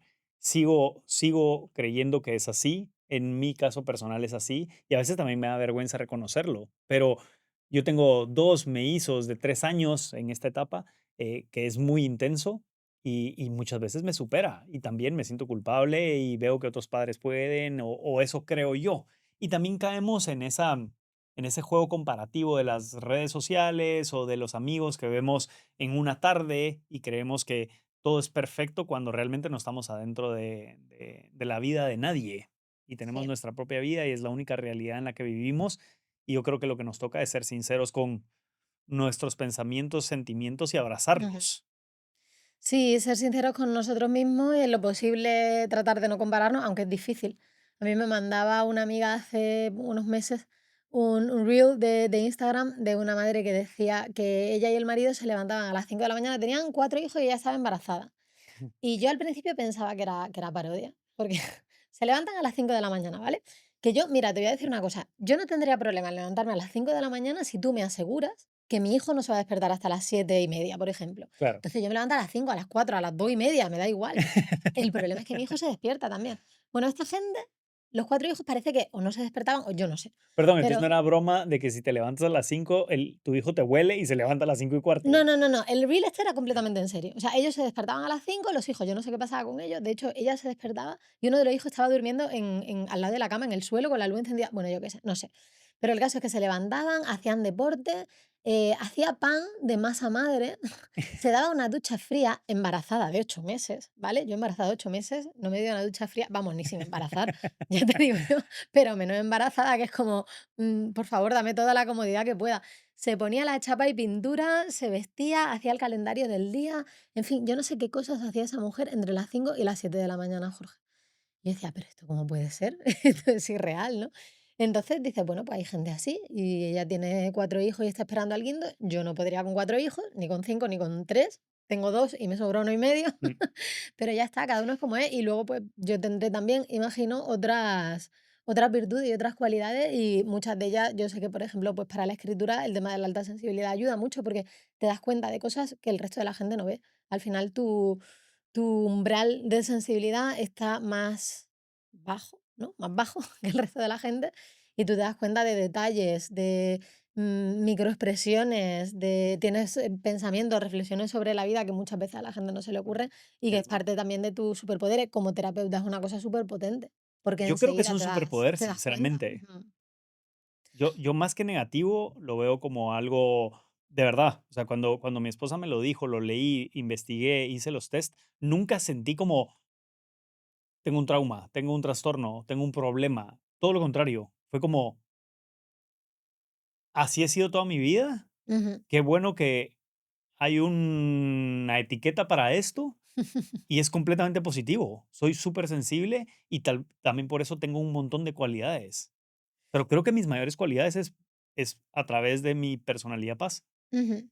Qué Esa bueno, sensibilidad, de verdad, pero no lo no, digo te creo, desde luego tú, chico, tienes un optimismo que o sea, sí. que estoy dañado, Si pero me creo que consigues no. si consigues empaquetarlo y venderlo en pildoritas, ya te digo yo que triunfa. Pues, o sea, sí.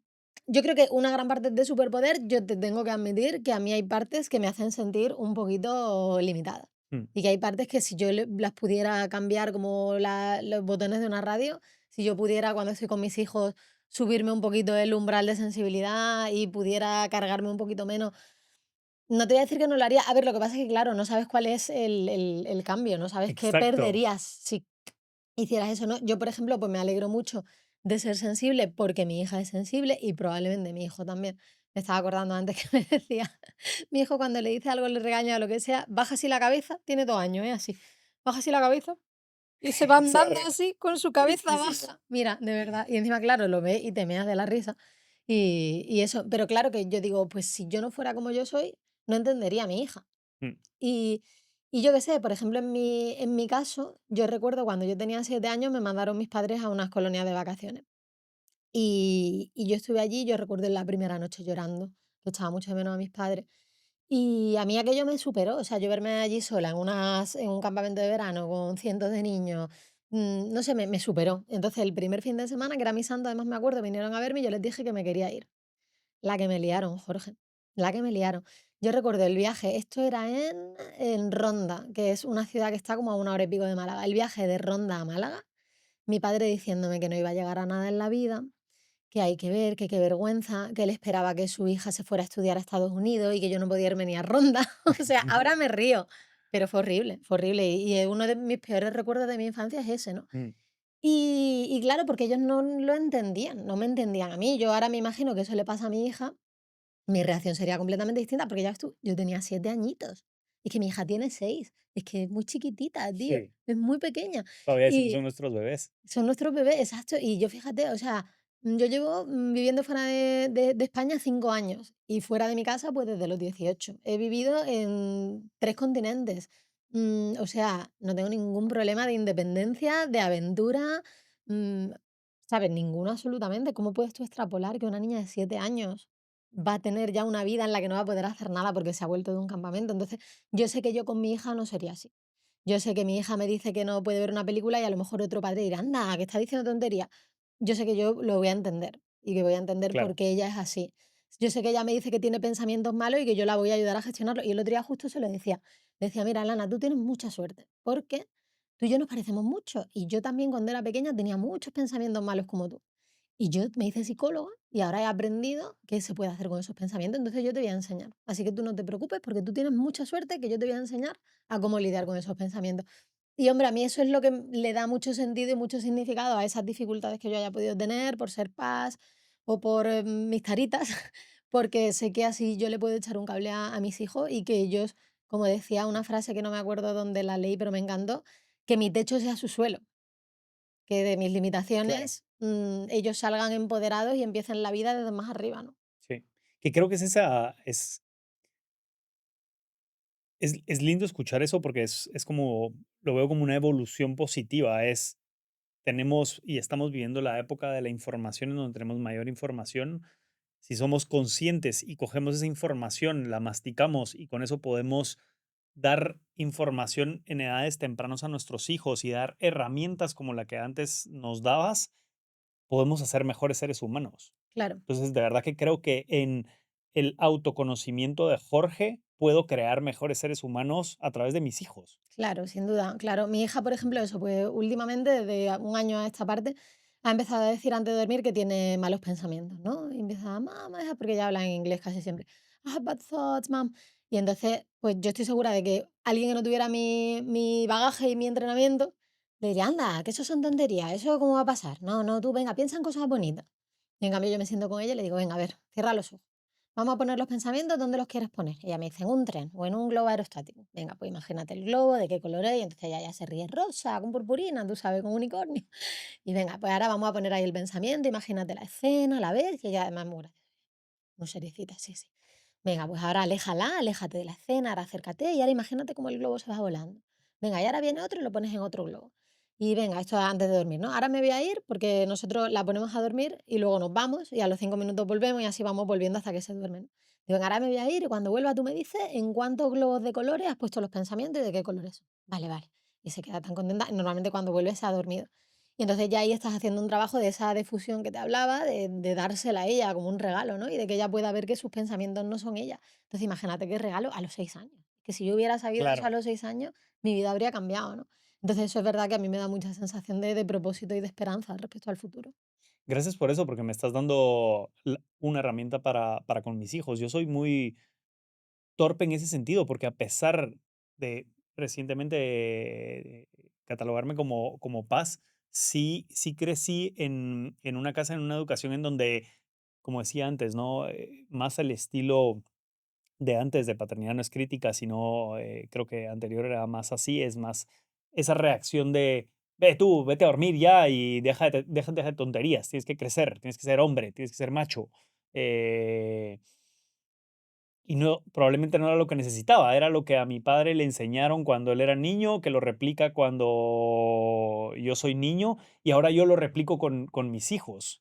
Pero en este proceso de conocerme, ver que soy paz y ver que uno de mis hijos, porque lo veo claramente, probablemente es paz, tengo que tener esa tolerancia, esa paciencia con él por la propia empatía que genera que somos muy parecidos, que es lo Claro. que tú haces con tu hija. Exacto. Hay mucho material de ACT y de terapia contextual para niños.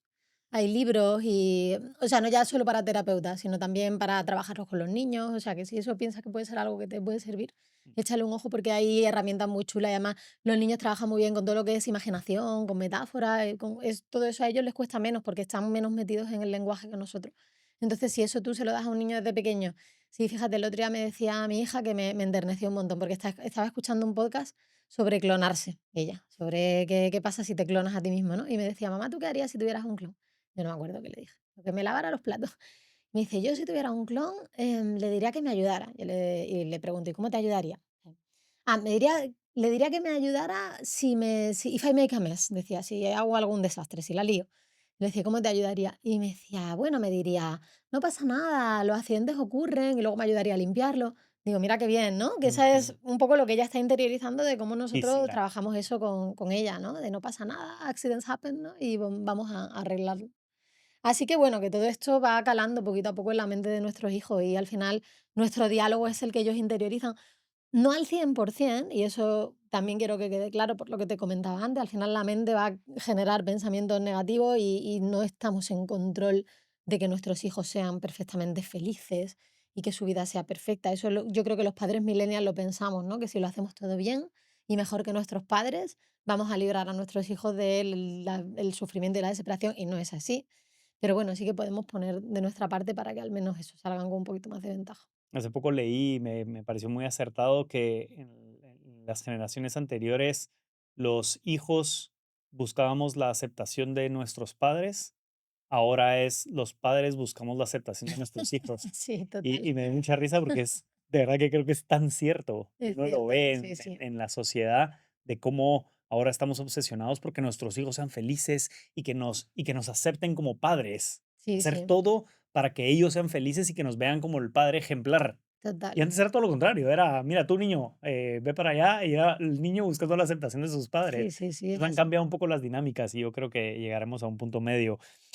Marina, tenemos que ir terminando porque sé que tienes lo del evento, Ujú, pero no me quiero ir sin que nos cuentes qué estás haciendo porque nos quedamos hablamos de la etapa del periodismo, hablamos todo este episodio de psicología, ujú. em, pero luego entras a la etapa de escritora de ficción y es lo que Ujú. estás haciendo hoy. Sí, ¿Nos quieres contar un poquito qué estás haciendo en escritura de ficción, escribiendo ficción? ¿Y cómo se relaciona eso con tu pasado en psicología y todo lo que hemos hablado? ujú. Para mí la ficción siempre ha sido mi sueño, es con lo que yo soñaba desde pequeñita, es con escribir libros y con contar historias. Pero es cierto que, como te decía antes, que para mí mi motivación principal siempre ha sido la autosuficiencia y la independencia económica. Es algo que dejé un poquito a un lado porque me parecía un camino poco realista, sobre todo porque no es lo mismo hace 20 años, 22, cuando yo empecé la carrera.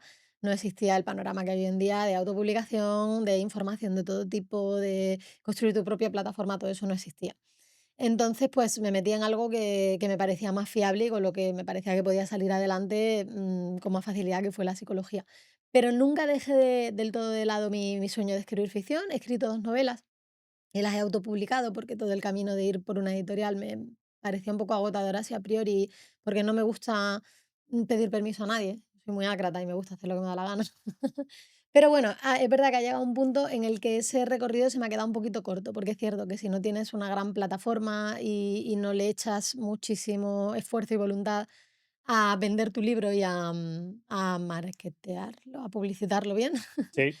es complicado que se venda. Y yo creo que escribo bien. La verdad es que yo tengo mi escritura en muy alta estima. Tengo una amiga que dice: "Yo releo mis novelas", y me da mucha vergüenza. Y digo: "Yo releo mis novelas", y digo: "Genial". Bien, el autoestima, me encanta. A ver, es cierto que hace poco me puse a releer la primera, y a la primera sí que le haría cambio, pero bueno, es que la primera la publiqué hace 10 años. O sea, si en 10 años no hubiera mejorado mi escritura. Claro. Pero esta segunda que he publicado, que se llama Lo que Berta no sabe, a mí me parece que es un muy buen libro. Lo siento. Modestia aparte, yo creo que es un muy buen libro, un libro en el que yo he invertido muchísimo esfuerzo, formación, trabajo, he tenido a gente que me ha echado cables en cuanto a la revisión, tanto profesionales como beta lectores que me han ayudado. Lo he editado muchísimo, o sea, y creo que es un muy buen libro, lo creo de verdad.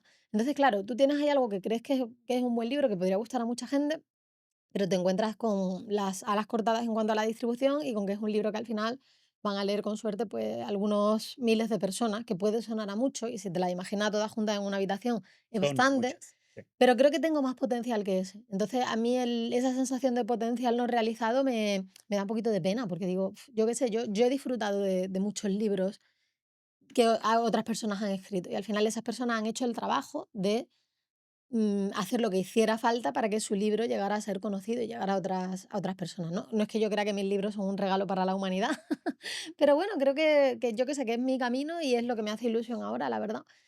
Y bueno, yo cerré mi empresa, que yo producía infoproductos sobre psicología, y la cerré hace ahora, pues, casi 3 años, ahora ya en septiembre.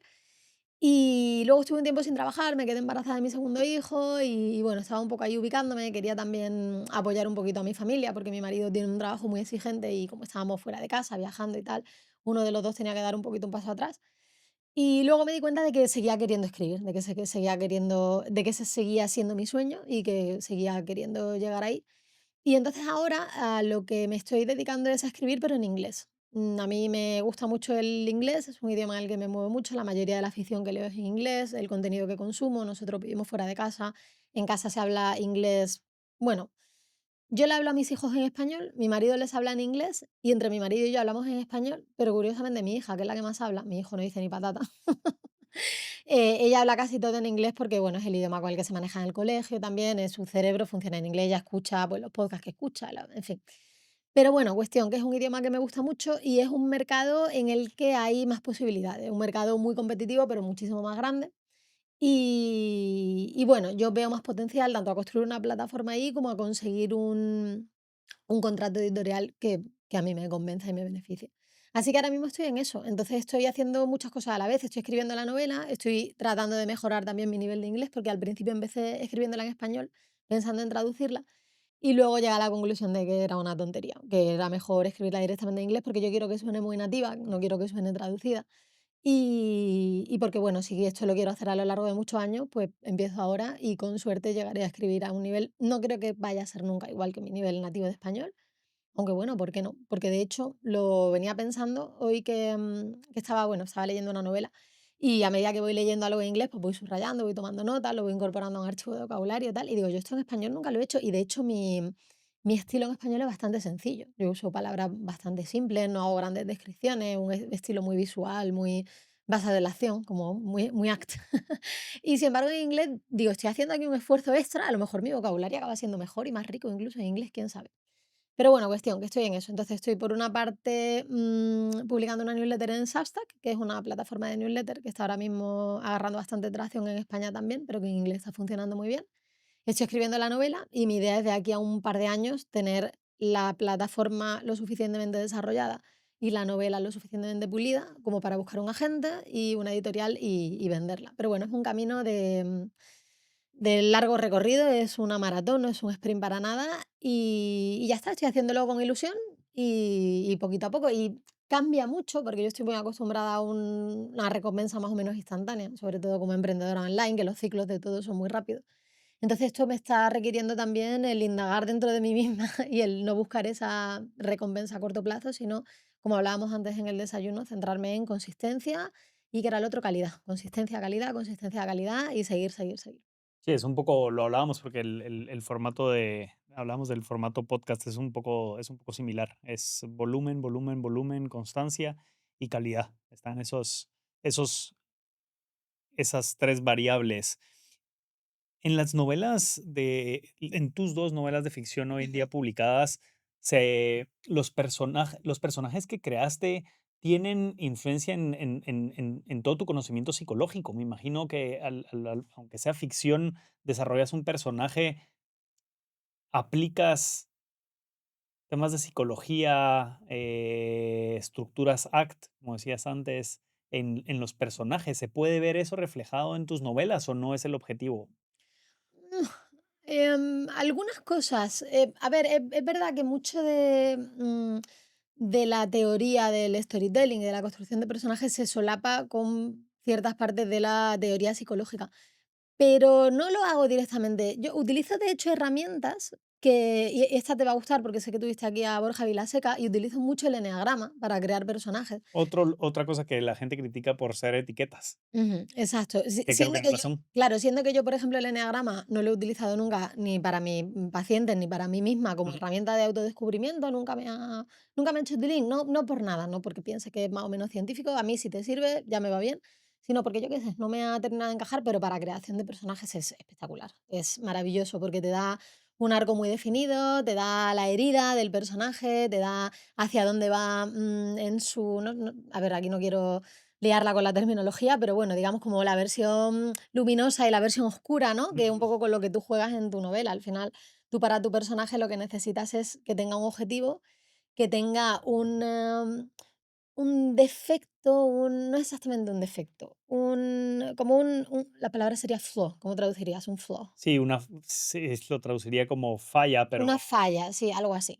pero no está bien traducido. Ajá, Algo así, como lo una entiendo. falla, un problema de base de su carácter, una manera de entender el mundo. Hay otra palabra, sí. ¿Un defecto? Defecto, a mí es que defecto me parece como algo más acotado, no tengo un defecto, soy muy desordenada. Un flaw para mí es algo como más profundo, más que está Mm, metido dentro de mi persona. Perdóname, porque es que además, últimamente, como estoy tratando de inglés. hacer inmersión No, no, no, bien, bien, extrema bien, en el bien. inglés, pues me está costando, no te creas, hablar 100% español me está costando bastante, pero bueno.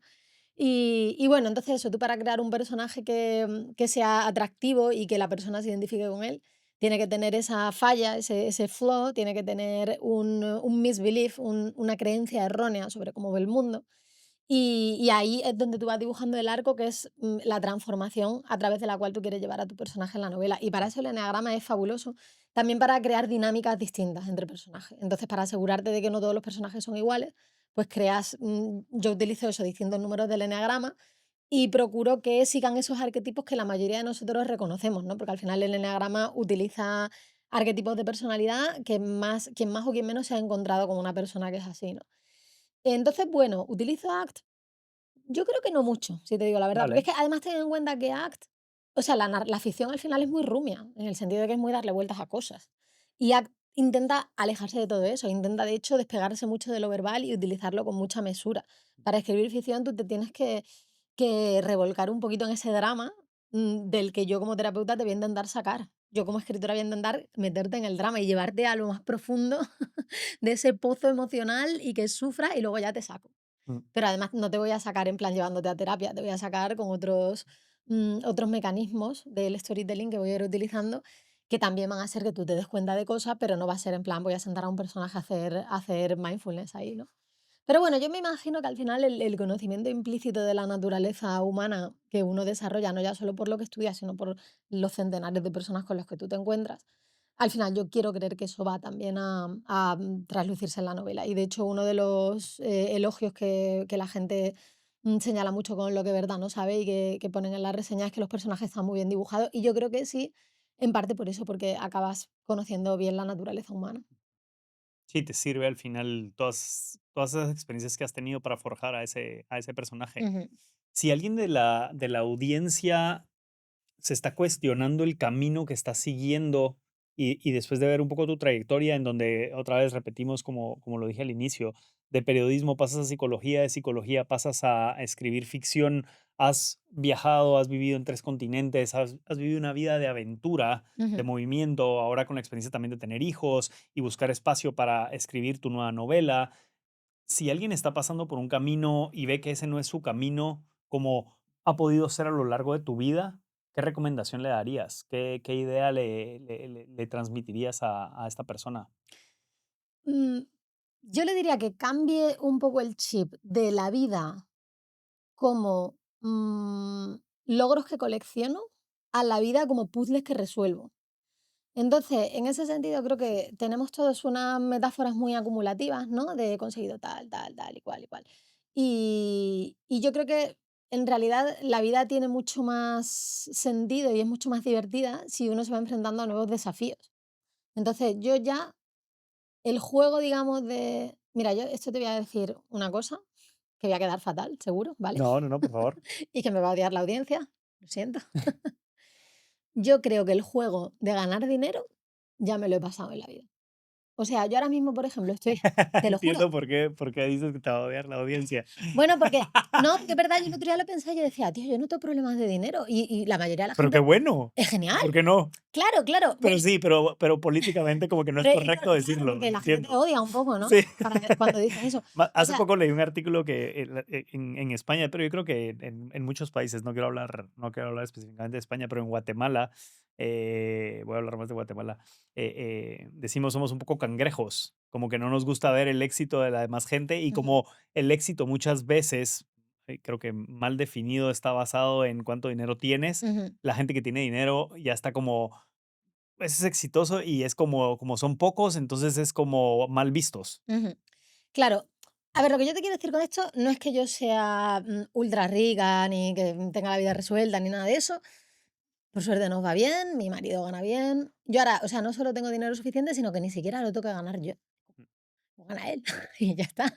Pero yo, a mí eso no me preocupa porque yo siento que si yo quisiera ganar dinero lo podría ganar. O sea, tengo mucha sensación de autoeficacia, lo llamamos en psicología, respecto al tema de ganar dinero. Yo sé que me podría buscar la vida de mil maneras y yo qué sé, con el tema de los infoproductos, el construir una audiencia, creo que el copywriting y la persuasión es una de mis fortalezas. Entonces yo estoy convencida de que yo podría ganar dinero. A ver, yo qué sé, con mis circunstancias actuales, con todos los privilegios que tengo muchísimos, ¿no? Entonces eso a mí ya no me motiva mucho. El decir, bueno, voy a ganar dinero. No me motiva. Yo podría hacerlo, pero no me apetece.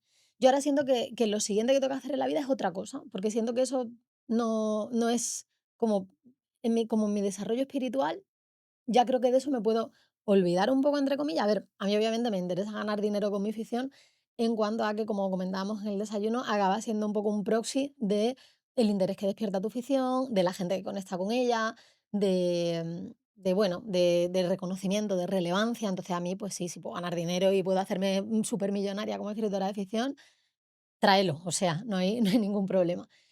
Pero que te quiero decir que ahora mismo me interesa más el explorar mi creatividad, el explorar, em, el aprender. A mí aprender es, yo creo que lo que más me gusta en la vida. Entonces, a mí ahora el tema de estar desarrollando mi inglés literario y ampliando mi vocabulario y leyendo un montón, a mí todo eso me fascina y me lo paso súper bien, ¿no? Entonces, con esto te quiero decir, volviendo un poco a lo que hablábamos antes, que yo podría caer un poco en la trampa de decir, no, yo necesito esa validación social, de decir, Marina con su negocio online, que está haciendo 6 cifras al año y que ha contratado a no sé cuánta gente y que ha vendido yo no sé cuánto. Pero a mí eso ya me parece que sería un poco como repetir el mismo curso en el colegio, ¿sabes? Como de, bueno, yo qué sé, lo puedes hacer y lo puedes escalar, pero ¿para qué? Entonces, en lugar de eso, yo prefiero eso, tirarlo a un lado y decir, venga, un nuevo puzzle, dame algo distinto. Ahora voy a intentar conseguir un deal en un mercado que no es el mío, con gatekeepers, ¿no? Con gente que está ahí, cerrándote la puerta, que es algo que yo siempre he rechazado mucho, por lo que te decía, de que a mí me gusta hacer las cosas yo. No, pues ahora voy a jugar a ese juego. Voy a ver si soy capaz de jugar a ese juego con esas reglas. Y voy a ver cómo, puedo integrarme ahí. Voy a jugar al juego de las redes sociales, que no he querido jugar tampoco.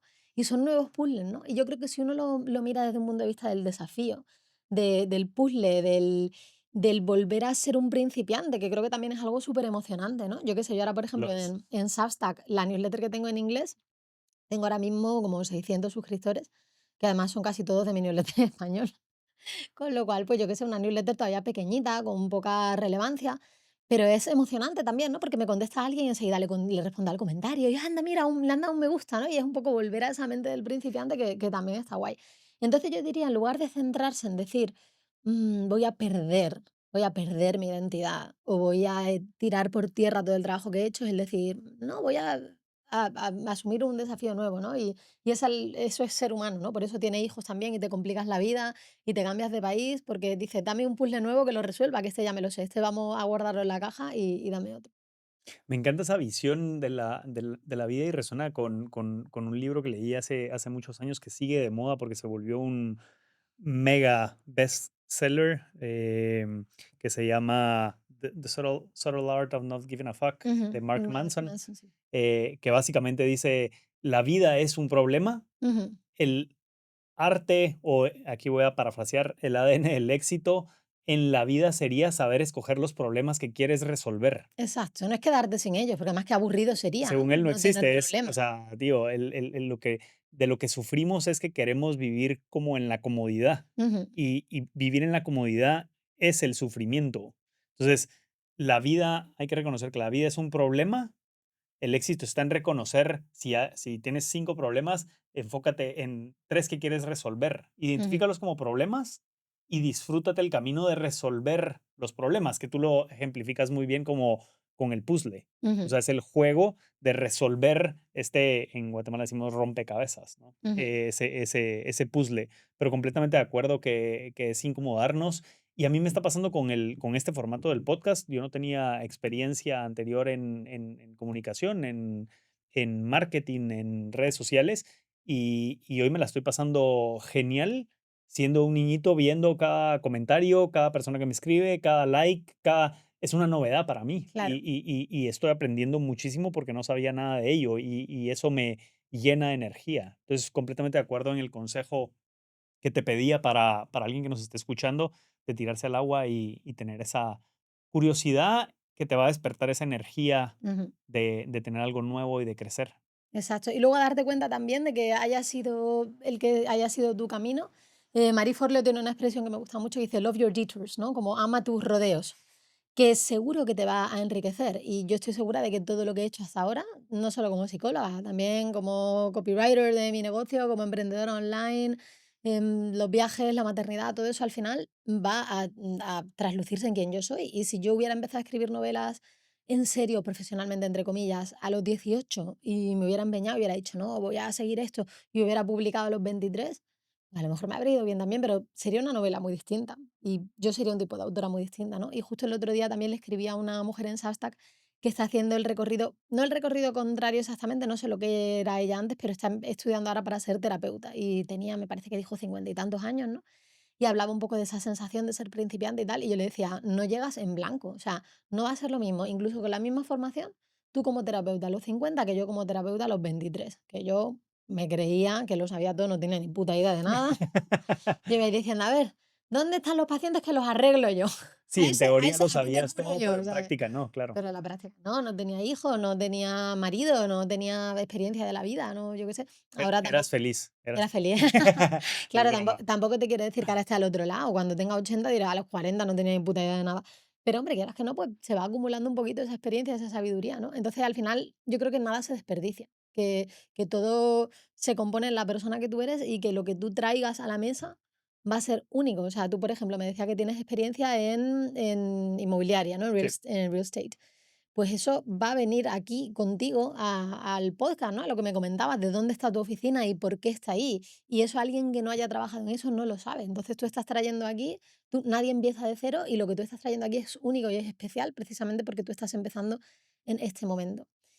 Y si me permites y tienes tiempo, voy a contar una anécdota que yo por creo favor, sí. que yo creo que refleja muy bien todo esto, es una muy buena metáfora. Que cuando yo conocí a Pablo, al que ahora es mi marido, a Pablo, él se vino aquí a Madrid, yo lo conocí en Estados Unidos y se vino aquí y pasamos aquí un tiempo antes de que él decidiera mudarse definitivamente a España. Y entonces estábamos viviendo en Madrid y decidimos ir a hacer la ruta de cuerda larga, que eso está en la Sierra de Navacerrada, no lo sé, la geografía y yo. Bueno, la ruta se llama cuerda larga, ¿vale? Y entonces nada, pues tú sabes, la primera época de la relación, nos levantamos a las tantas, desayunar en la cama tranquilamente, preparar las cosas. Total, que salimos, era verano, y salimos de Madrid a las 5 de la tarde, a lo mejor, no te exagero. Y yo llevaba un cabreo, y hay que ver que se nos ha ido el día entero, que no vamos a poder hacer la ruta, esto, lo otro. A mí me da muchísimo coraje, coraje es una expresión muy andaluza, que me da mucha rabia, me cabrea mucho, el tardar en salir de casa por la mañana. A mí me gusta levantarme y salir de casa. Y ya te digo, yo con un cabreo, una frustración, y llegamos allá a cuerda larga y de repente vemos a un montón de gente llegando. Y digo, ¿por qué hay tanta gente aquí? Y resulta, nos enteramos de que era la noche de San Juan, o bueno, el 21 por aquella época que es el solsticio de verano. Y era la noche más corta del año. Y entonces un montón de gente estaba yendo ahí para hacer la ruta de noche.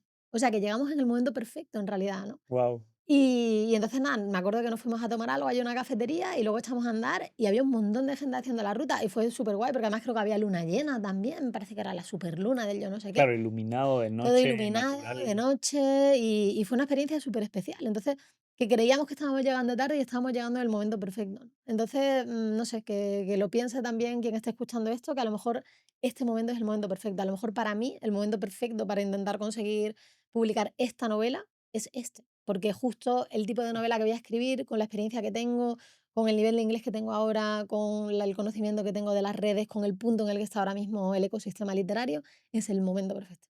¿Quién sabe? En cualquier caso, atrás no podemos volver, entonces y el tiempo va a pasar igual, así que, mm, puedes you might as well, ¿no? Puedes perfectamente hacerlo ahora y pasar el tiempo en algo que te apasione y que te gusta de verdad. Gracias, Marina, por esa historia. Creo que ejemplifica perfecto lo que estás diciendo y termina perfectamente de responder ese mensaje que le puede entrar a alguien que esté en ese camino o a cualquiera. Pensándolo bien, a mí también, el no querer controlar las situaciones y disfrutarlas. Los tiempos, los tiempos de la vida son sabios, creo. Ujú, Y si no, pues es lo que te toca vivir y mejor creértela así. Es lo exacto. que tú dices. Una buena narrativa. Muy bien, Marina. Gracias por estar aquí. Hasta la próxima. Gracias a ti por invitarme, Jorge. Hasta pronto. Cuando empezamos este proyecto, mucha gente me dijo que este formato largo era una mala idea, que muy poca gente iba a llegar hasta el final. Si estás escuchando esto, es porque llegaste al final del episodio y de todo corazón te agradezco que hayas escuchado toda esta conversación. Espero que te haya sumado tanto valor como a mí.